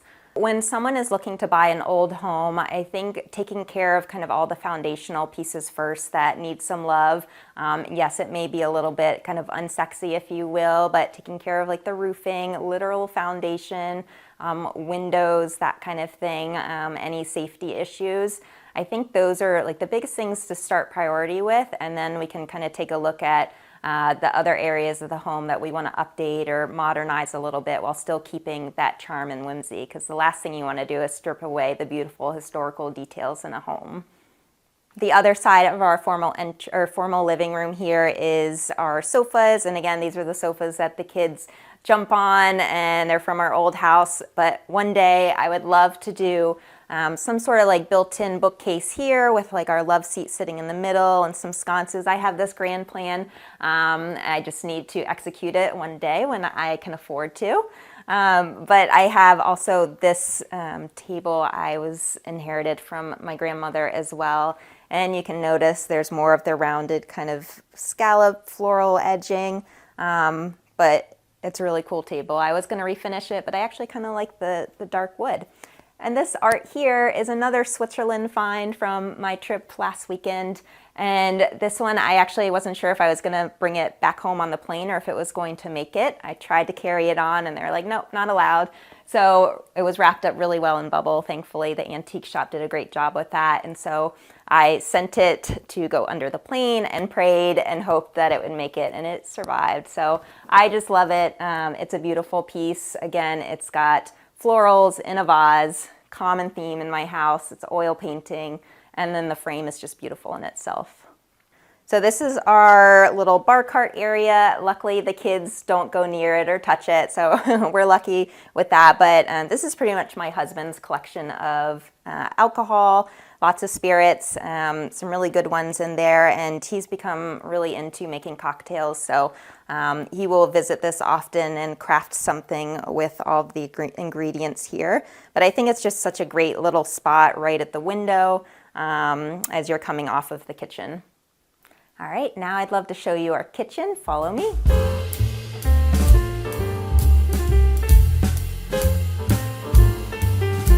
All right, so this is our kitchen. It is probably my second favorite part in the house, or room in the house. And this kitchen, as well as our informal dining room, which you'll see next, is the original part of the home, so 1814. So you can see the ceilings are original to the house. They're rough hewn, adds all that character, charm, and warmth to the space. And this kitchen, when we purchased it, it was a brighter white. It was recently updated, so the countertops were here, a marble with like a touch of green in it. But I decided to take it another step further. And so I added all the beadboard on the walls and on the island as well. I had the island painted, the walls painted a creamier white just to give it, again, a little bit more warmth to the space. Changed out the hardware, and we also added some shelving. We added the window treatments. So really bringing in also more color. I changed out this light fixture as well and did these pretty little pleated shades in a green color. But we use this room all the time. It truly is the heart of our house. My husband loves to cook and the kids love to sit at the island. We have breakfast here every morning, coffee, tea, that kind of thing. And even though it's tiny, it really packs a great punch. It's just so charming, and it still has really great movement in the space. And we love like prepping next to the sink. We've got my plates here. So these are Penny Morrison plates that really play off nicely with the Roman shades. And then this is just another vintage piece of art with strawberries on it that I love. Strawberries are just so sweet to me, literally. And I've got one of my plant windows here. So these are called baby tears. But yeah, so this is kind of the kitchen area. This copper hood here was already here, and we replaced the range, but the copper hood, again, it just adds a different material. It adds that warmth, and it's just such a pretty place to cook with our copper hanging plates that I've collected, the shelving, and then the window too just adds a little bit of natural light to the space. And for space saving, we've got our knives here on the side. This is our beehive oven that actually is not functioning right now, but one day we would love to get this up and running. And for now, we store our cookbooks in there. So it's a great little spot to store the cookbooks, which we use very often. They're constantly in circulation. But again, adding kind of the brick detail that was here. It was painted by the previous owners, but we just added the creamier white to it. And I added another vintage piece of art above there. Little storage closet. And then here is also something big that I added to this kitchen.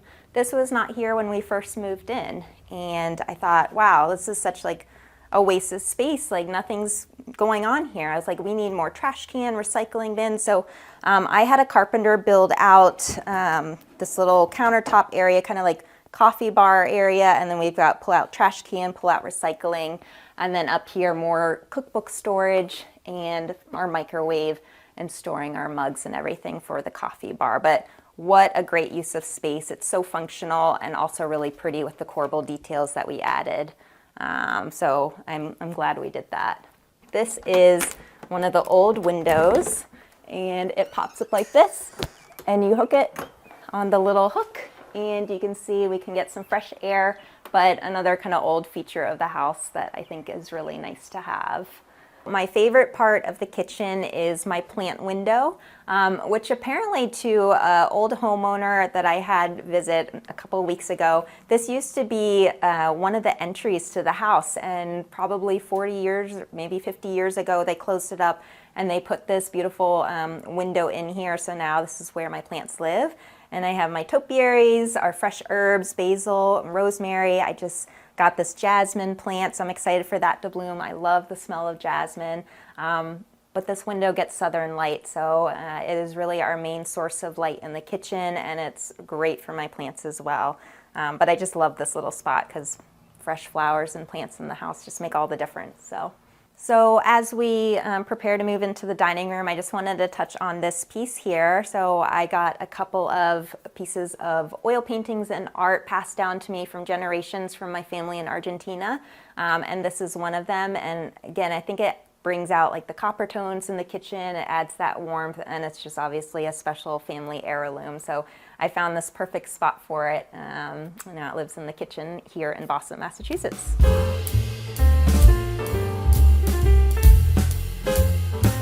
So right off the kitchen is our informal dining space, which is also our secondary entry space. So this room serves a lot of purposes and functions. And as you can see, we have the continuation of the original ceiling beams, again from the 1814 year. And this room has been a formal entry to some previous owners, but this just made the most sense for us to use as our dining area, which was right off the kitchen. But this wallpaper here was another wallpaper installed by a previous owner, and they had great taste, so I love it too. And the trim here is also a Fairwind Ball color. And it's just so warm and just a happy space. And our dining table here is kind of set up. I have these Jalisca plates, and it's just like a charming, I changed out the light up here, and it has kind of antique feel, but not actually being antiques. And this here, actually, this painting is one of those other paintings from family member in Argentina, and they actually painted this one themselves. So this one's extra special. And I've got that one housed there. It's just beautiful with the gilt frame. This piece here is a mixed media art piece, and it is called Cherries, and you can see these nails here were collected around like warehouses all around America. And here we have some old reclaimed wood. Up here are like vintage cigar box pieces and bookbinder pieces. So it's a really cool mixed media piece. This one was a piece that used to live in my family's summer house in Maine. And they have since sold that lake house, but they were nice enough to let me have the piece because it worked perfectly on this wall. And then here, again, as I mentioned before, it is our main entry into the house, and we had to make this little nook area our kind of shoe collection. So all the shoes are stored in this handy little Amazon cabinet. So super inexpensive, but it really gets the job done. And then our mirror here, again, bob and detail. Love the bob and detail. But we have our little bench where the kids can put the shoes on. So this little corner of our dining area is truly functional, but still works within the big picture of the space. Here's my little tablescape I put together. I just got these plates actually for Mother's Day by Jalisca, and I just love, again, the floral detail. The colors go really well in here. Lots of pattern, and then of course more scallop. If you guys don't know before the end of this that I love scallops, that may be a problem because I have mentioned it so many times, but this is just such a pretty place setting. And then strawberries I love, and I just thought that was like a pretty pop of color. And then this vase here is another piece that I found at Brimfield Flea Market. It definitely kind of has like a large French pitcher feel to it, and so I think it works really well to hold flowers, or of course if you want to put water in it and use it for that purpose as well. All the natural details too, I think, really tone down like any formality that maybe the plates bring, but I think it all works really well together. And eating on these plates day to day, it kind of just makes it more special feeling. So my family, we host a little bit. When my family and my husband's parents come up from Virginia, there's quite a few of us. So I am in the process of looking for a larger dining table. And I do have some new beautiful dining chairs coming any day now. But we all gather in here, and it's just like such a cozy space at night with our light fixture glowing, and then of course the warmth of the ceiling. And it's just a different atmosphere than like maybe some other home in like a more modern setting. And right off of our dining room is one of our powder rooms. And so this space has actually got a little bit of an interesting story. I had this wallpaper for a little while and was looking for a spot to use it. Actually, I probably planned on using it in this powder room, but was just kind of waiting for the right moment. And lo and behold, let's see, I think it was last winter, one of the pipes froze in our house and directly affected this powder room. So we had to rip up all the flooring and seal that out, insulate it, that kind of thing.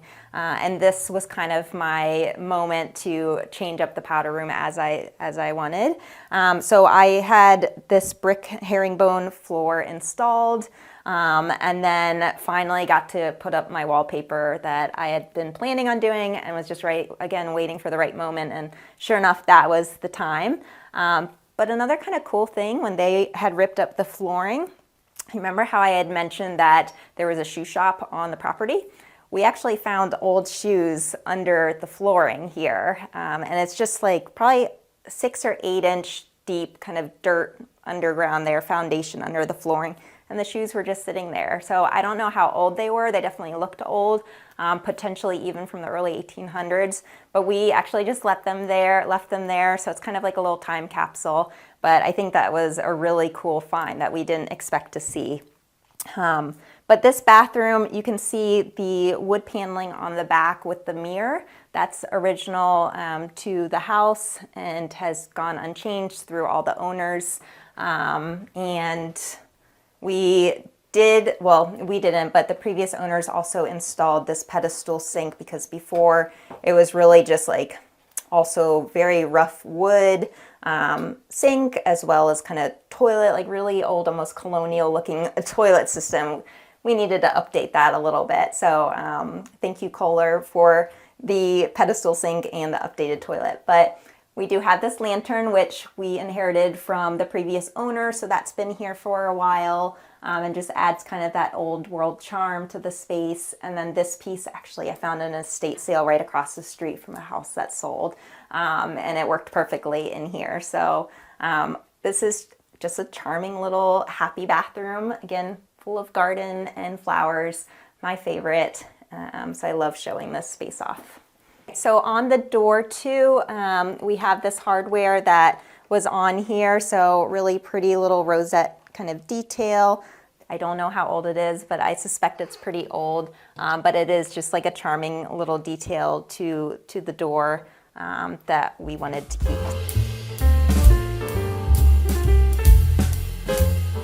And right off the dining room is our family room. It is the room we use probably second to most besides the kitchen. And when we were looking at this property, this room was unpainted. It was very dark.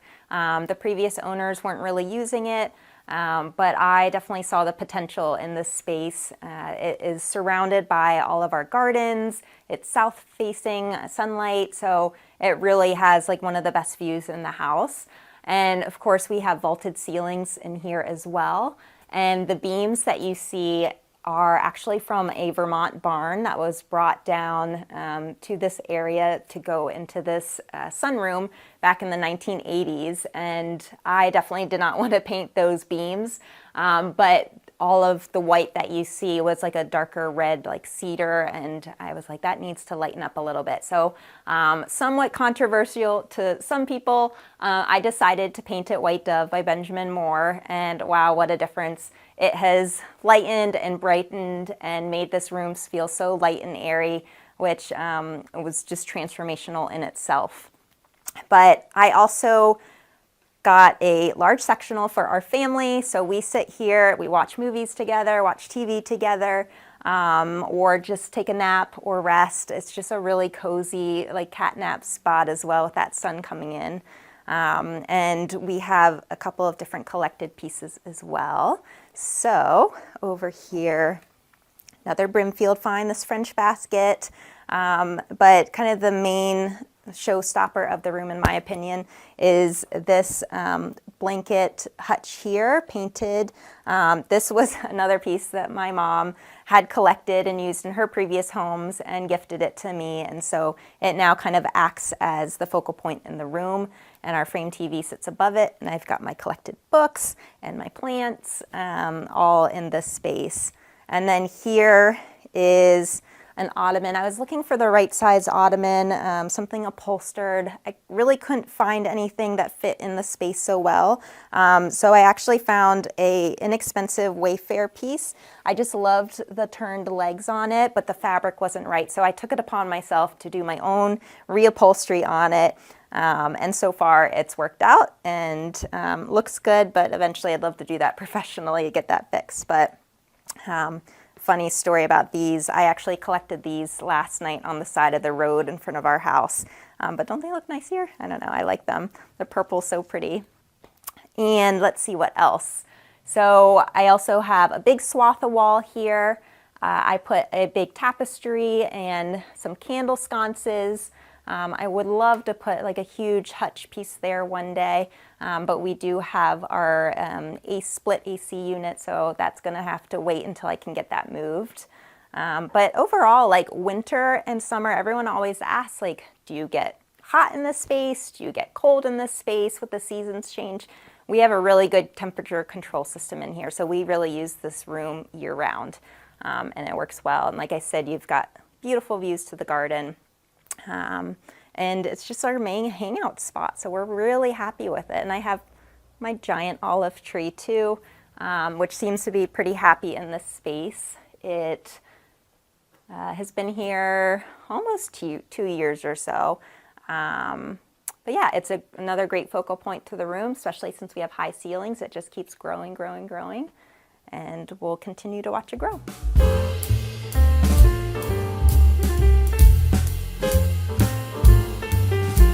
Welcome to the primary bedroom. This is probably my favorite room in the house. I designed it right before we moved in.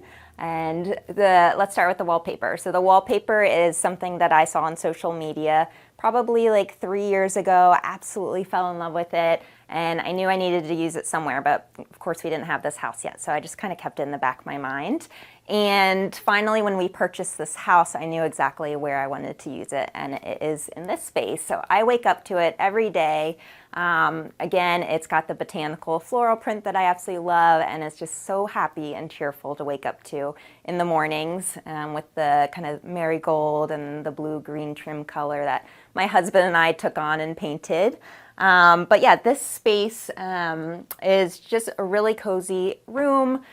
We've got a fireplace here that is non-functioning. It's very shallow, so I do not trust it, but it is a really great feature in the room. And then we also didn't really know how to orient the bed in the space, especially with the fireplace, but we figured with a really thin profile canopy bed, it would fit really nicely in front of the windows, and sure enough, it worked out really nicely with the fireplace as well. And you will also see here we have my little vintage scallop plates. Again, another scalloped edge detail that you'll see. You'll see the scallop edge on my bedding, lampshades. I love scallops. And I also have my dresser, our frame TV, which is great because if you're not familiar with frame TVs, it is just like art hanging on the wall when you're not using it. We do have a secondary entry to the bedroom, which we have pretty much closed off, and now we use it as a little seating area. So this is our little reading nook. I found this chair on Facebook Marketplace, so I love mixing high and low pieces, vintage pieces, antique pieces. Again, you're gonna see that common theme in this house, but it is really just like a cozy little area to hang out. And some other features too. We've got my little basket of flowers, another Facebook Marketplace find. This art, we drove out to Worcester and it was in some guy's attic, and I thought with the background of the colors and then that pop of purple, it was a really beautiful space, or really beautiful art piece to add to this room. And that is our primary bedroom. I am definitely kind of the lead designer in the family for obvious reasons, but I am so lucky because my husband just is so go with the flow, and luckily we do actually have similar design style tastes, so it makes it super, super easy. And so far my kids are young enough where they haven't given their say quite yet, but I would say for the most part they love their rooms as well. And we'll just continue to build on them as they get older. But Yeah, so far my husband has just been go with the flow. He's got his office space, which is his room, and he gets to do it what he wants with it. But otherwise, he likes what I do. All right, so now we are going to head to my daughter Willow's room. Come with me.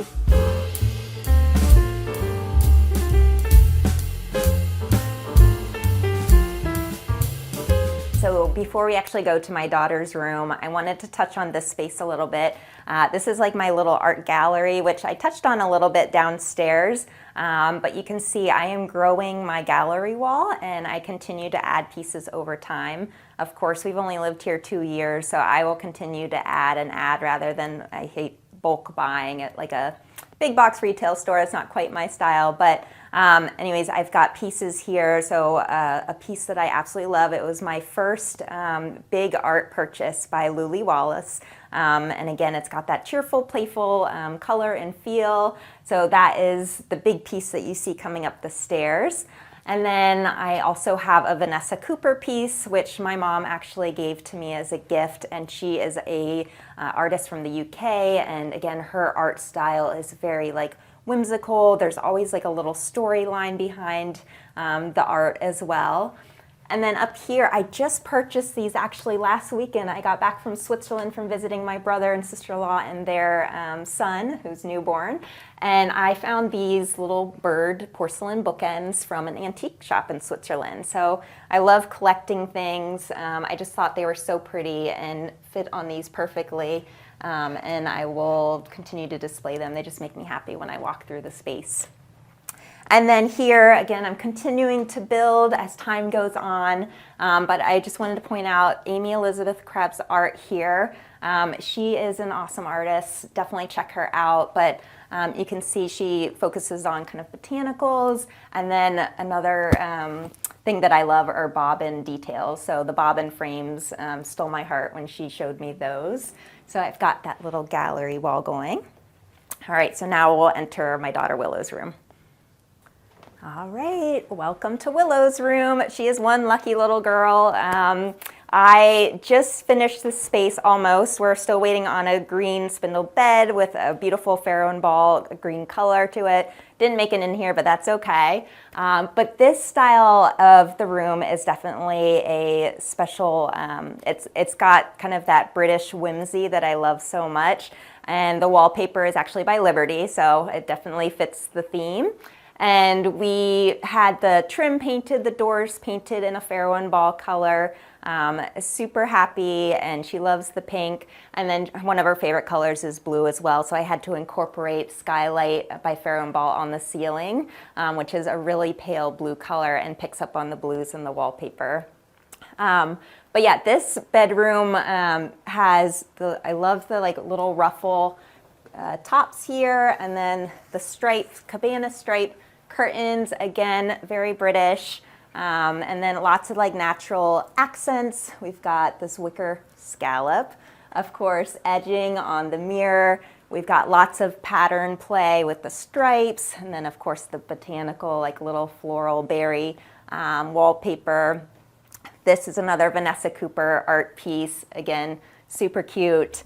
And then we have more scallops on the rug. Can't get enough scallops. And then we have this quilt here I just picked up at Brimfield Flea Market in Massachusetts. I don't know if you guys have heard of it, but it's a big flea market that happens 3 times a year in Massachusetts.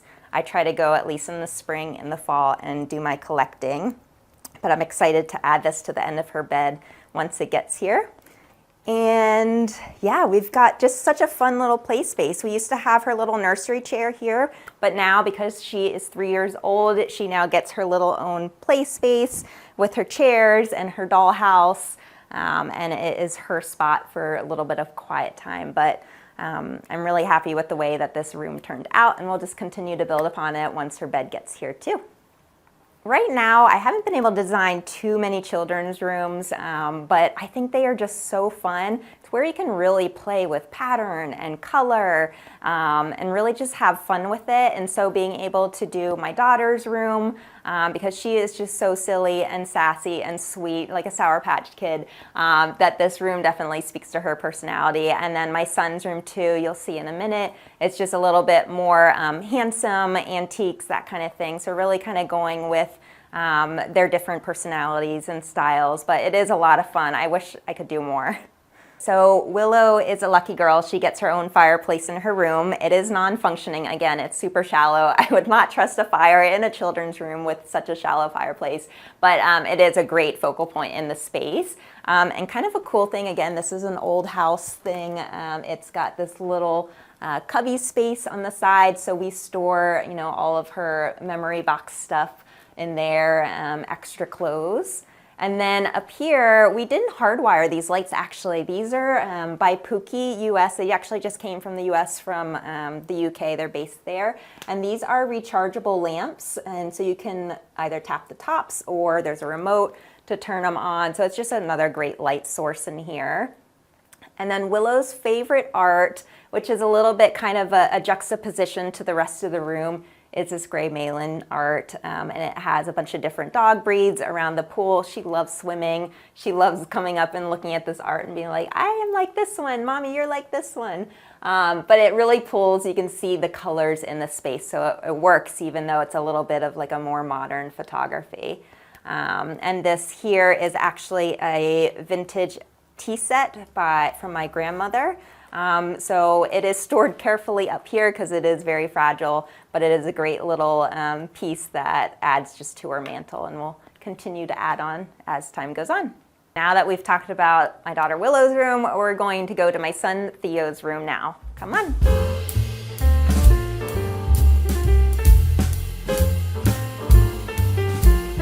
So you are now in my son Theo's room. Theo does get the smaller bedroom, but he doesn't seem to care at all. And this room is really special because it actually has my brother's childhood antique bed. And thankfully my dad saved it for years and years and years. And when it was time, I remembered it and I was like, I would love that bed. Can I have it? And so he brought it up here to Massachusetts from Virginia. And we put it in Theo's room, and it works just perfectly. It is a traditional rope bed, so we had to add a little bit of support under there, especially when he loves to jump on the bed. It's probably not the safest, but we're good now.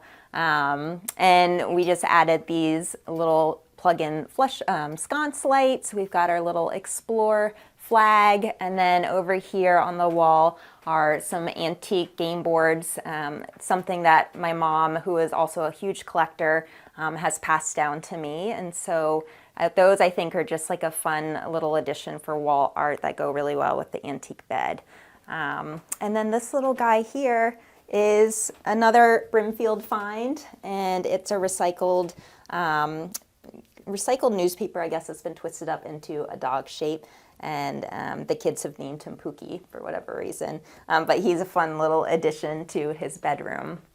And we also have an antique plane hanging from the ceiling. And one other thing that you will learn about me is that I love tramp art. So in the gallery wall in the stairwell, you'll see a lot of tramp art frames. And this is another example of a tramp art frame. And that's another antique piece passed down to me. But yeah, this is a typical boys' room. We've got all of our books and Legos are put away, but you did see Eevee Pokemon. He's a big Pokemon fan, so he still gets his pieces in this space. But it's a cozy little room, and but it packs a punch, so I'm super happy with it, and I think he is too. Okay, so now that we have done the inside of the house, I am going to take you outside and show you our gardens and the stone walls, which is why we named it Stonewall Gardens. So follow me.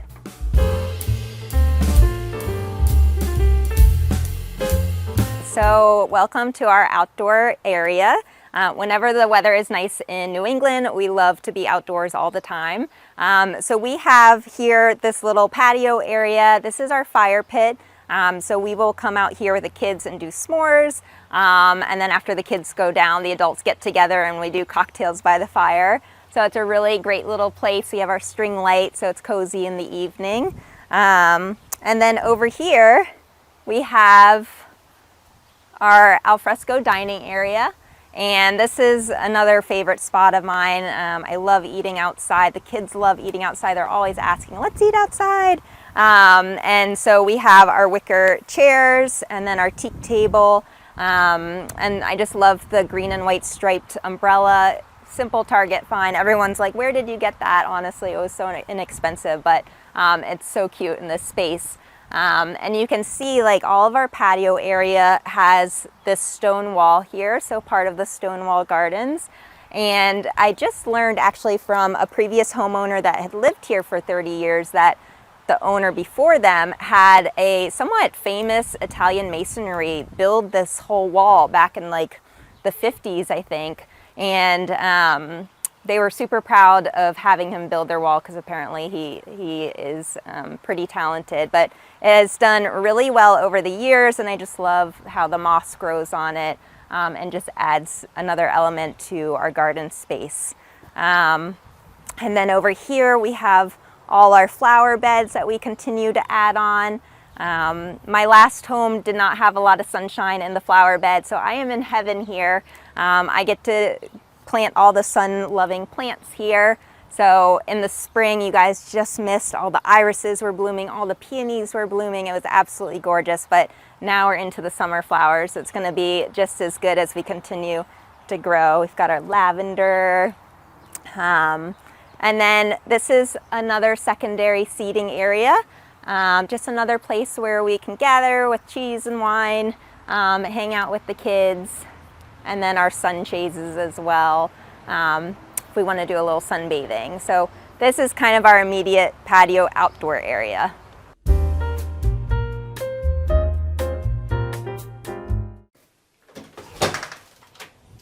Hi, Homeworthy, I'm Jill. Welcome to my home outside of Boston, Massachusetts. I can't wait to spend the day with you. Come on in.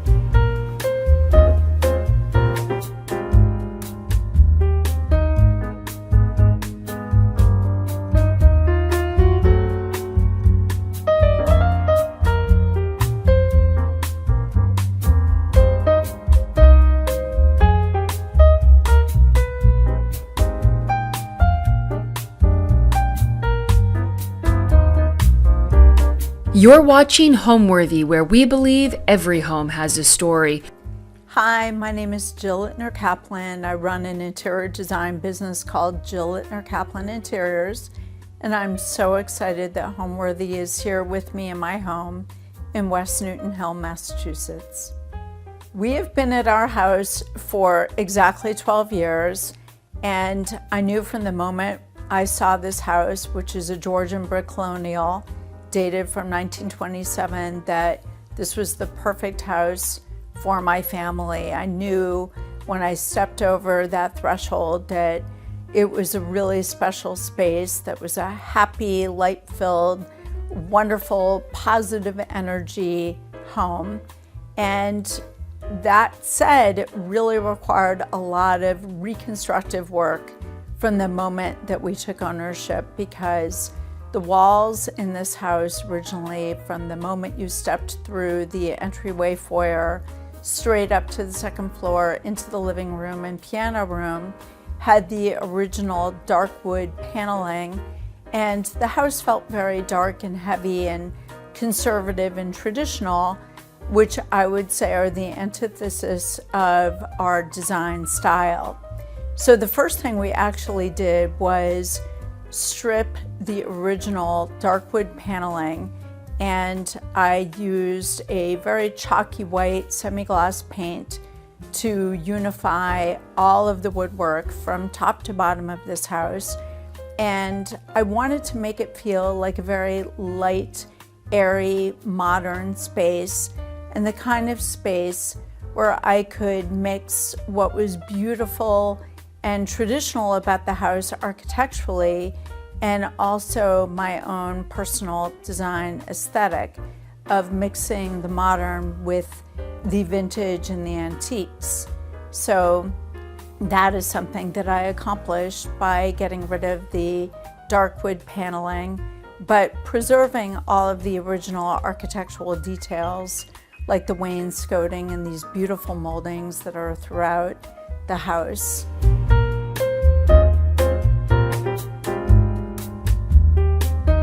From the moment you walk into my house, you're greeted with a story. And what I really love is, even though we don't have this huge wall on which to create a story, we've maximized every square inch over here. So the foyer features one of my favorite paintings. It's a mid-century collage painting from France. I absolutely love it.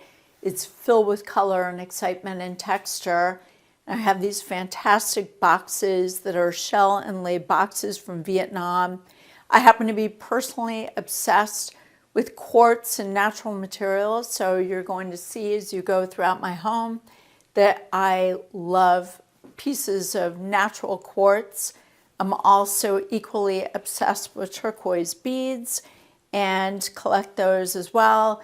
And I cannot live without fresh flowers in my home at all times. It's just something that makes me happy, and I don't really feel like our home is complete without fresh flowers. So these are really cool. I love the way they look, offset by this mid-century painting. And I love my African sculpture from the Ivory Coast. He too is wearing turquoise.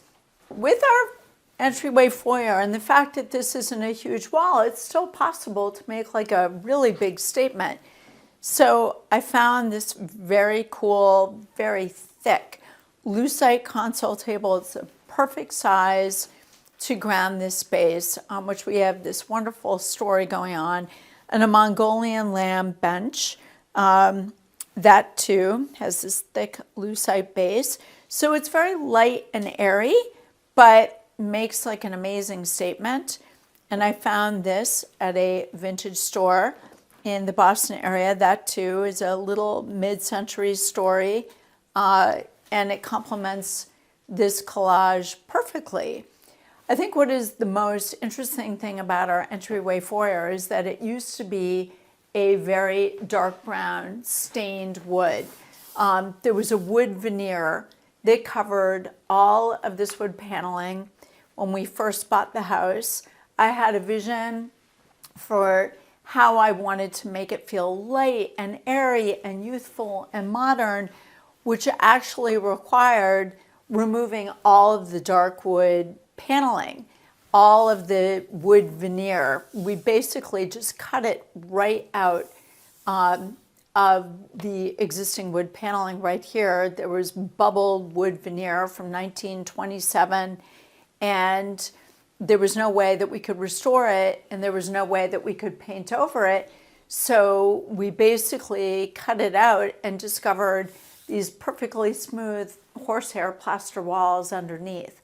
So it was just gorgeous and stood the test of time. So we removed everything dark brown and made it come to life with this chalky white semi-gloss Benjamin Moore paint, and transformed the space from something that felt dark and heavy and traditional into something more modern, fresh, and happy. But I think my favorite treasure in our entryway foyer is our Buddha. And I just think this is the coolest piece. I absolutely love the Buddha. I found our Buddha in an antique shop in Miami Beach many years ago. I thought about buying it for, I would say, a good year, and it almost got away from me, but then it was nagging at me for such a long time. I just had to have this Buddha. So I finally bought it, and it was sent up to Boston and takes up prime real estate right here. It was as if this was meant to be for that Buddha.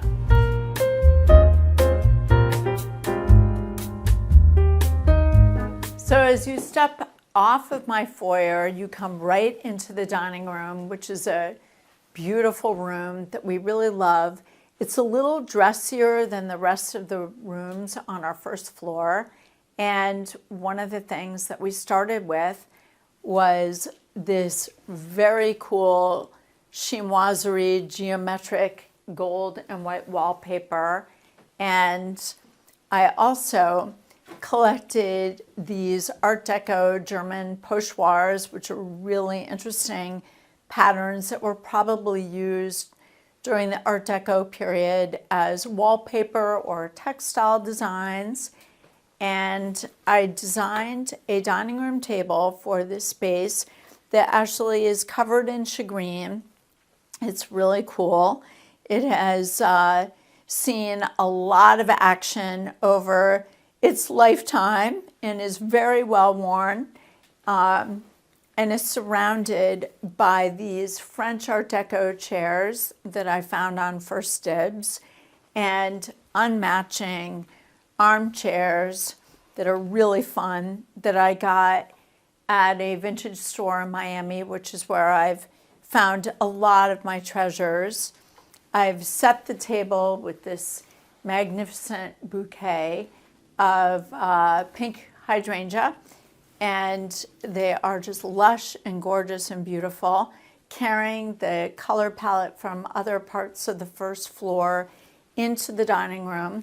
But I know I talked about my love of turquoise, and this room has this beautiful shade of, it's not quite turquoise, it's more of a robin's egg blue, and it's echoed in our china.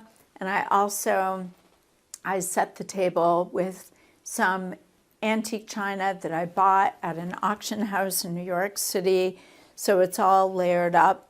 And recently found these splatter napkins and placemats on Etsy, as a matter of fact, from a woman in Lithuania.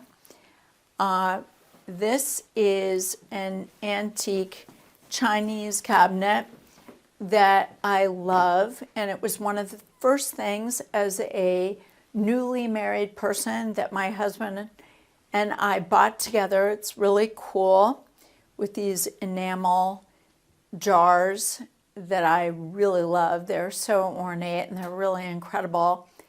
But I think what I am probably most proud of in this room, believe it or not, is the sea fan coral that I found on the beach on a trip to the Caribbean.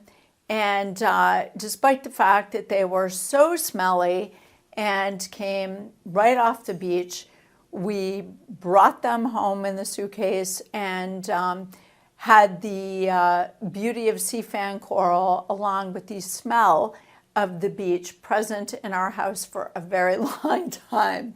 But it's beautiful. It's bringing nature into our house. So along with that, I have a couple of little French ballroom chairs that I bought from a woman who I think she was easily 100 years old when I bought them from her. So she too was an antique, but I love these. I think they're darling. And some French studies of larger paintings that I bought. And I love this raw silk that is in the style for all the draperies that we do of a reverse pinch pleat. So our house is very much an example to all of our clients of the work that we do elsewhere, and the style of drapery is so tailored and elegant and simple. So it's a perfect complement to my own dining room, but at the same time, it is also a great example of some of the work we do for our clients. Our rug is a Suzani pattern. Having been to Turkey for my honeymoon, I am in love with Suzanis, and I will show you more of them in other parts of the room and of the house. But this is a classic Uzbekistan Suzani pattern, only in a rug, and that kind of grounds the whole story. I love these Japanese Tansu chests. There are two of them stacked on top of each other to act as a console table. And I found this really cool Rococo mirror at a flea market in New York City many years ago, and then had it painted this beautiful shade of red so that it felt like a true treasure from Italy that captured the Rococo period. So another little vignette and story over here. I love mixing textures and colors, and you can see as you walk from room to room that I really enjoy using very neutral tones on the walls, taupey grays and taupes and sandy whites, in order for all the fabrics which have color and texture and pattern to pop, as well as all of the artwork and the rugs that provide the foundation for each of these rooms.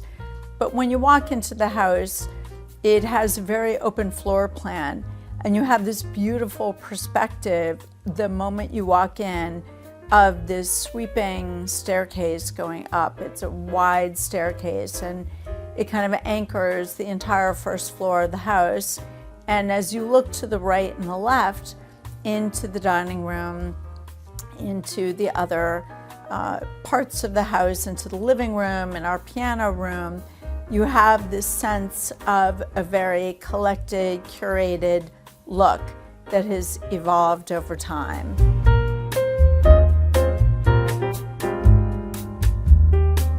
Coming in off the foyer is our living room. I love our living room. It's so filled with color and treasures and artwork, and it's just this beautiful assemblage of stuff that all works together so seamlessly. And what I have that is somewhat unusual relative to the way we design for our clients are two sofas that face one another that are anchored off of the fireplace, but they don't match, which is unusual for me.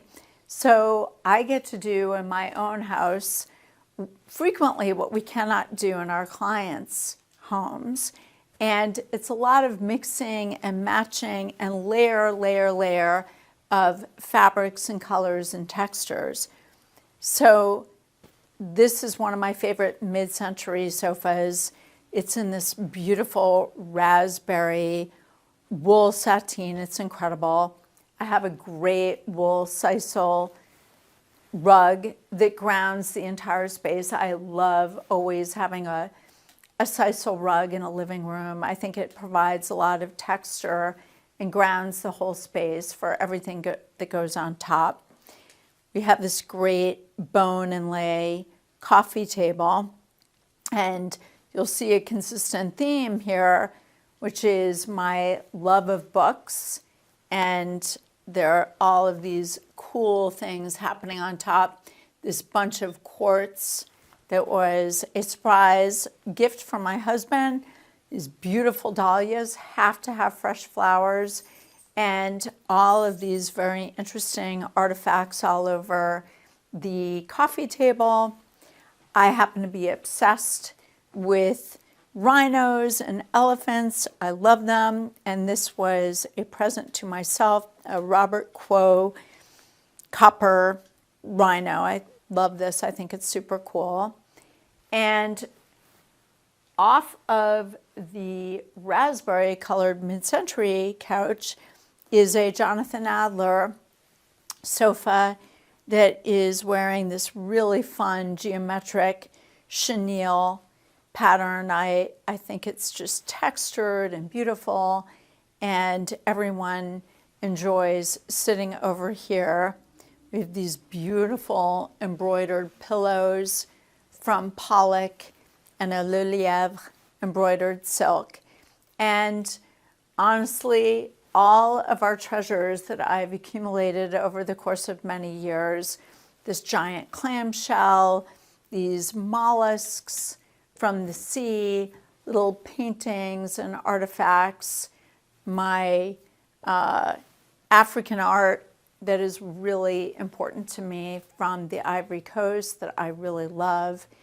And of course, this has to be my favorite piece of art that we have in the living room, which is a Richard Giglio, who is a famous New York artist. And this speaks to all the years that I spent in New York City during my retail and my fashion days, lots of graffiti, and it's called Cement Wall, New York, but it tells the story of New York in the 1980s and 90s and all of the action and graffiti and messiness of the city that made it so fabulous. But it is a compilation of some of my favorite things. I have this pair of Louis XVI chairs, and I upholstered them in a Dongia ikat fabric. And the ikat goes so beautifully with this raspberry wool sateen and the chenille. And over here, more design books from some of my favorite people, and a Jim Thompson tufted mid-century bench, and this very cool decoupage box. And I've been collecting art ever since I was a college student, so this is actually a drawing of the bust of Athena at the Louvre that I bought when I was probably 21 years old.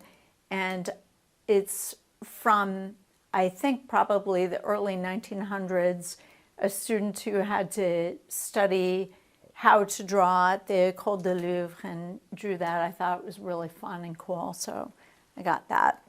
So these were a birthday present that I received one year from one of my vendors was importing all these beautiful artifacts from China and from Japan, and I just love these Foo Dog lamps, and they're wearing a Fermoy lampshade.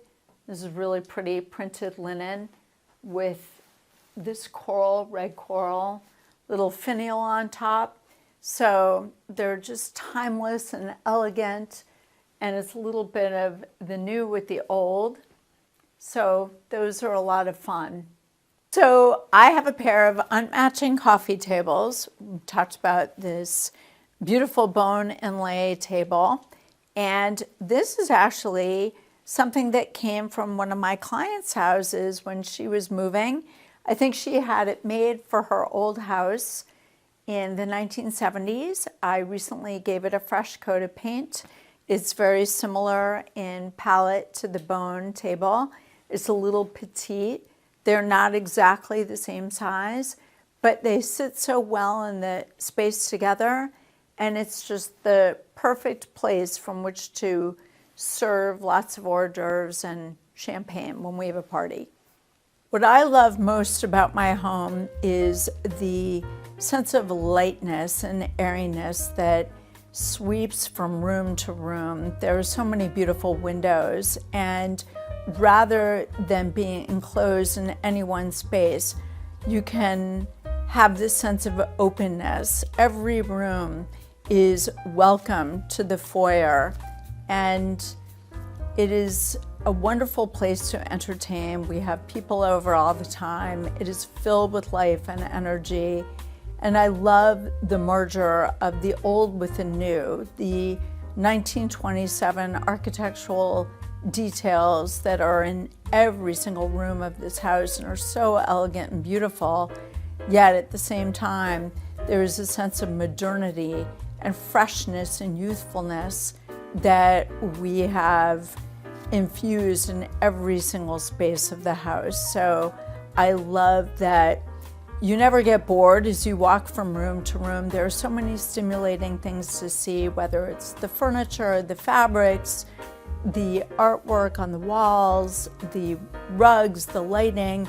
It's an exciting place to be, and I enjoy the experience of walking through my own home because I always see something uniquely different as I go from room to room or floor to floor.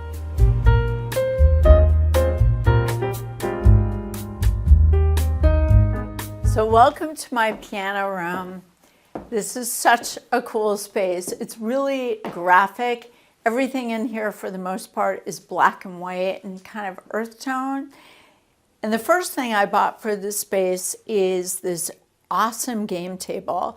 It is fully upholstered in an ostrich print leather.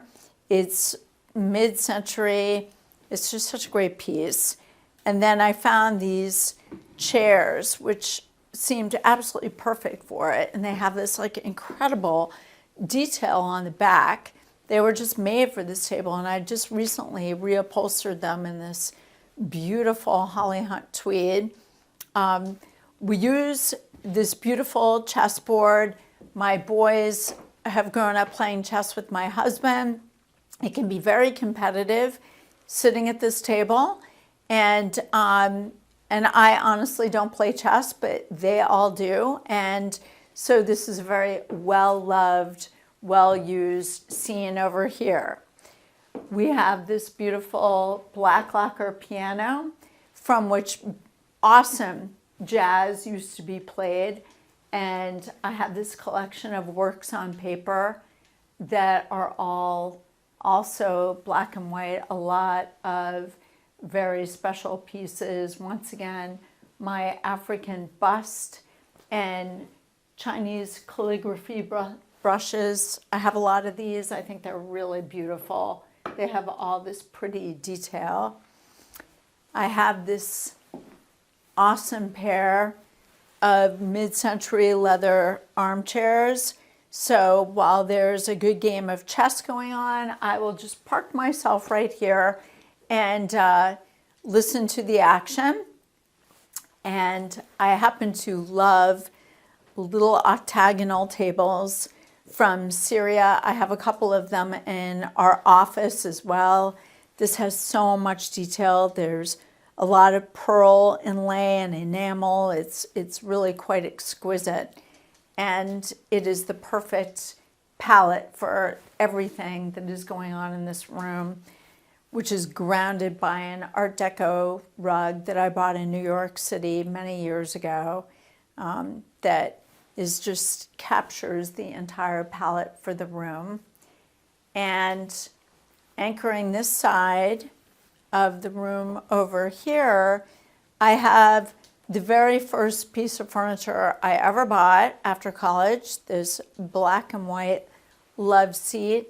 It's very sentimental to me. It is the first thing I ever got that signaled my transition to adulthood and that I could afford to buy a nice piece of furniture for myself.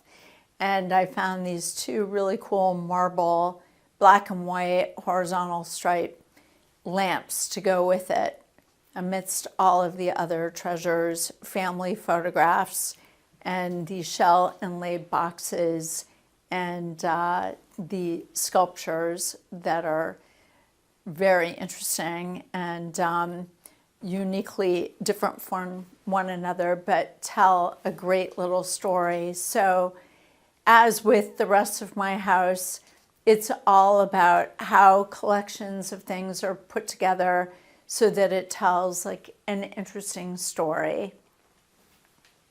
And of course, I've got more artwork over here, my beloved collection of shells and more coral. This is how I grew up collecting shells on the beach, and I've never tired of looking at them. Lots of art books and some interesting little screen printed books that I found on a trip abroad as well. I think when someone takes ownership of an old home and you want to make it your own, you can't be afraid to try new things. It's okay to take risks. My own house is an evolving laboratory experiment that I stripped away the original dark wood paneling and made everything a crisp, chalky white. And that was a risky move. And I think it's okay to paint over old moldings and make them white, because that infuses an older space with energy and light. And even going to a high gloss paint or a semi-gloss paint is also a way to infuse an older home with light and energy. So that's one way I would urge people to take a risk when they walk into an older home and envision it with their things in it. The other thing I would suggest is to be unabashedly enthusiastic about collecting things. That doesn't mean that you have to go abroad and bring things home. You can go to a vintage store, you can go to Home Goods, you can go virtually anywhere and find interesting objects and create a collection of them. Put them on a console table, put them on a coffee table. Love books. We have books virtually everywhere in our house, and it's so much fun to be able to sit down and open a great design book or a travel book or look at the story of an artist and be inspired by it. And it's also wonderful to design your home with your own personal story. And that's what we are really about as we help our clients, is to create unique stories everywhere we go. How about if I show you the rest of my house? There's something that is very new and shiny that I'm really excited about, which is my kitchen on the other side of the house that I newly renovated this summer. So why don't you come with me and I'll show it to you.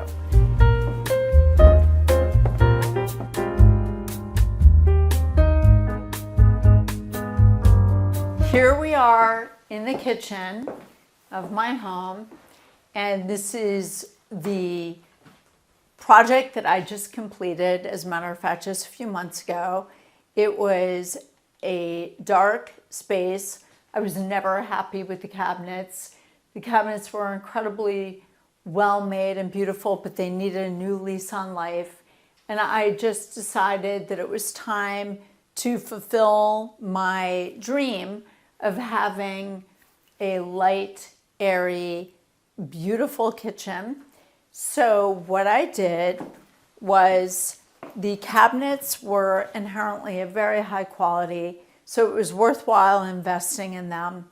So we did this high gloss, light gray paint, and that by itself, doing a high gloss finish on a kitchen cabinet was definitely a little bit of a risky move, because this is a space that gets more action than any other in our house.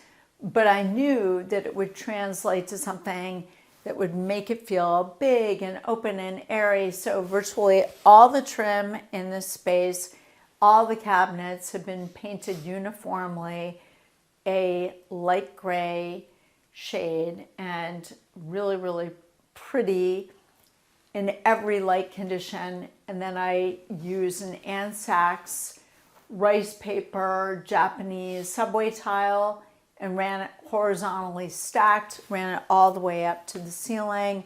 So bringing the height of the room up as far as possible. I grounded the cabinets with this really beautiful honed dolomite slab material. It's so pretty.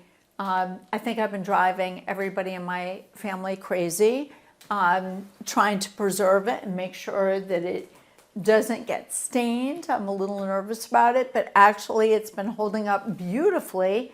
I don't typically install dolomite in our clients' kitchens. It's usually quartzite, or it's a very unusual type of granite, or a quartz, an engineered material. So I decided to experiment in my own house with dolomite kitchen counters, and it has proven to be a beautiful experiment. And now I feel a lot more emboldened to do it with our client projects. I have this great hardware, which is really beautiful, polished stainless steel. I installed a new sink, which is kind of my standard for all of our projects. I love Julien's stainless steel sinks with, they call this Urban Edge. It's got a really tight, very linear feel to it, so that's really cool.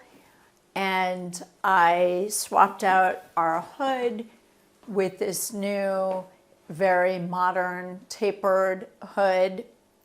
And all told, I am very happy with my kitchen now. We had the pleasure of going to the south of France at the end of May, and I met this incredible artist there. She did these beautiful raw silk canvases, and she painted this, and she sells them as scarves, or they can be framed and hung as paintings. So I was so delighted to find this and bring it home, and it was the perfect piece for this very narrow wall. So it elongates the whole thing and provides that great pop of color that I'm always looking for. And then I love pottery, and I love fat lava. Is this very cool stuff that was born in the south of France. And I actually found this piece that I bought off of Etsy, a great resource to find unusual things. So that is my mid-century fat lava piece. But we work with this amazing potter that does this Japanese technique.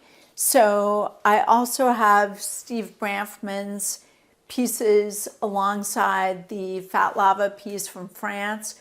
And they are just these beautiful, incredibly glazed pieces that we love and we incorporate into our projects. And of course, I always have art everywhere. Can't live without it. So these beautiful little watercolor paintings that I bought from an artist in Provence, and more of Steve Branfman's Japanese style pottery over here. So before we head upstairs, I'd love to show you my powder bathroom. It's really fun.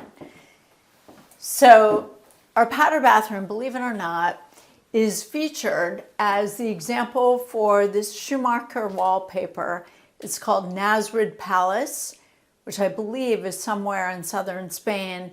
But this is a really cool paper. It reminds me of my honeymoon in Turkey and all of these Moorish patterns that were done in mosaics. It's just beautiful. It feels like a jewel box.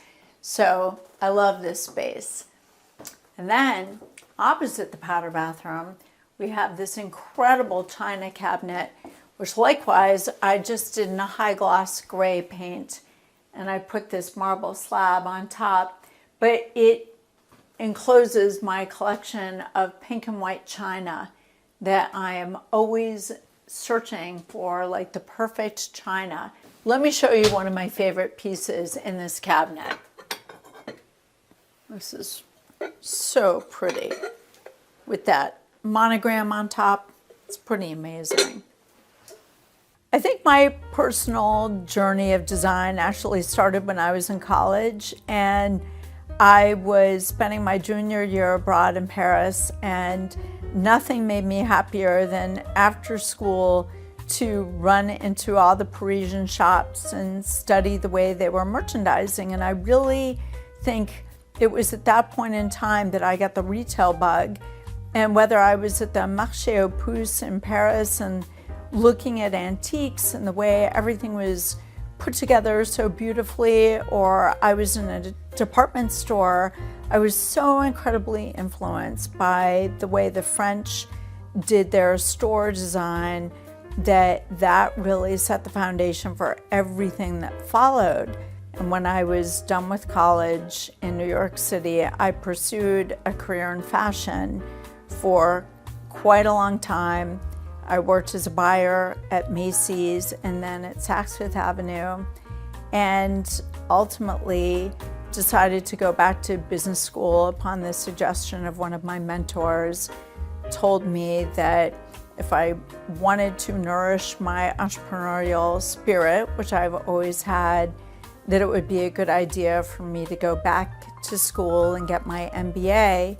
But before I did that, I had another detour, which was to work at Burlington Industries in New York City and learn how to manufacture fabric as well as finished home furnishings consumer products. So I did that in order to round out my entire education, and then went back to business school in order to really learn how to be a true entrepreneur and develop the management skills that I would need for my future business doing interior design. And when we moved back to Boston, I had a management consulting business that I started where I was advising all sorts of different businesses how to run a gallery. I created a startup with a group of other women that unfortunately it was way too ahead of its time in the world of the internet back in 1998, but it was such a fabulous education about how to create a website and a home furnishings business that set the tone for what is now a 20-year, as of now, business doing interior design, which I started back in 2004. And it was really born of people asking me for help. And I put together all of the experience that I had had over the past and my merchandising skills, my love of textiles, my knowledge of manufacturing, my love of people, and my desire to curate this dream team of people who could work with me to fulfill the needs of each of our projects, understanding operations and management and logistics.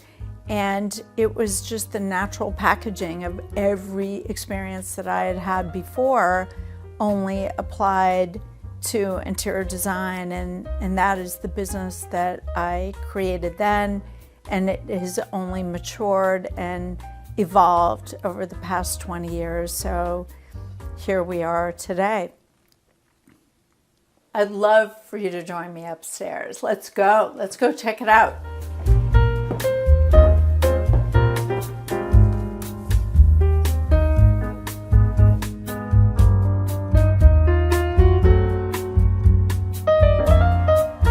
So welcome to my second floor landing. It's really a wonderful little space where I've maximized all the room here to create a little story. It starts with a pair of lucite lounge chairs anchored by this awesome little shagreen end table with a mirrored top. Once again, a story sitting on the end table with these beautiful boxes and African sculpture, some flowers. And I have a Corel Appel work on paper that I found many years ago. I was very drawn to it because it reminds me of my two boys when they were little and two little faces looking out. So this makes me happy every time I look at this. And then this Frankenthaler work on paper that came from my husband's grandparents' home, which has a lot of sentimental value to both of us. So welcome to our primary bedroom suite. It's very soft and soothing, and once again, consistent with everything else I've done throughout the house. The walls are a very pale shade of a taupey gray. It's edgecomb gray. It's a very soft, soothing palette, and I designed and had this headboard after we got married, and we were originally living in Back Bay in Boston. And I think it's got a really whimsical, fun shape, which I recently reupholstered in this great Holly Hunt fabric, and crisp white linens with a little embroidered detail. I found this great looking wool throw on a trip to Portugal last summer, and it adds a pop of color. And honestly, it's just a very restful, soothing space. Everything is a shade of chalky white and various tones of gray. Everything grounded by this stark leopard print rug, which sounds a little crazy, but actually it's very soft and soothing. And you'll also see these two mirrored front dressers. I have a pair of them. This is one of the first pieces of furniture I ever designed and had made. I had a furniture cabinet maker, and I challenged him to make a pair of dressers for me, which he did, and did a fantastic job. So these have stood the test of time and I love them. And of course, some other works on paper that we have surrounding all of us, as well as some family photographs. I don't do a lot of family photographs in other parts of the house, but I think in a bedroom, this is so intimate and pretty, and it shows my family over the course of many years. So some embarrassing little baby photographs right there, as well as our wedding, but things that I enjoy looking at every single day. And a pair of French works on paper by an artist called Coignard. I really love these. They're in a much bolder, more dramatic frame than what I typically do. But I thought that they were just the perfect pairing for these two pieces, which have a lot of graffiti and graphic imagery. So I love those. And a Schumacher gray mohair chair as well.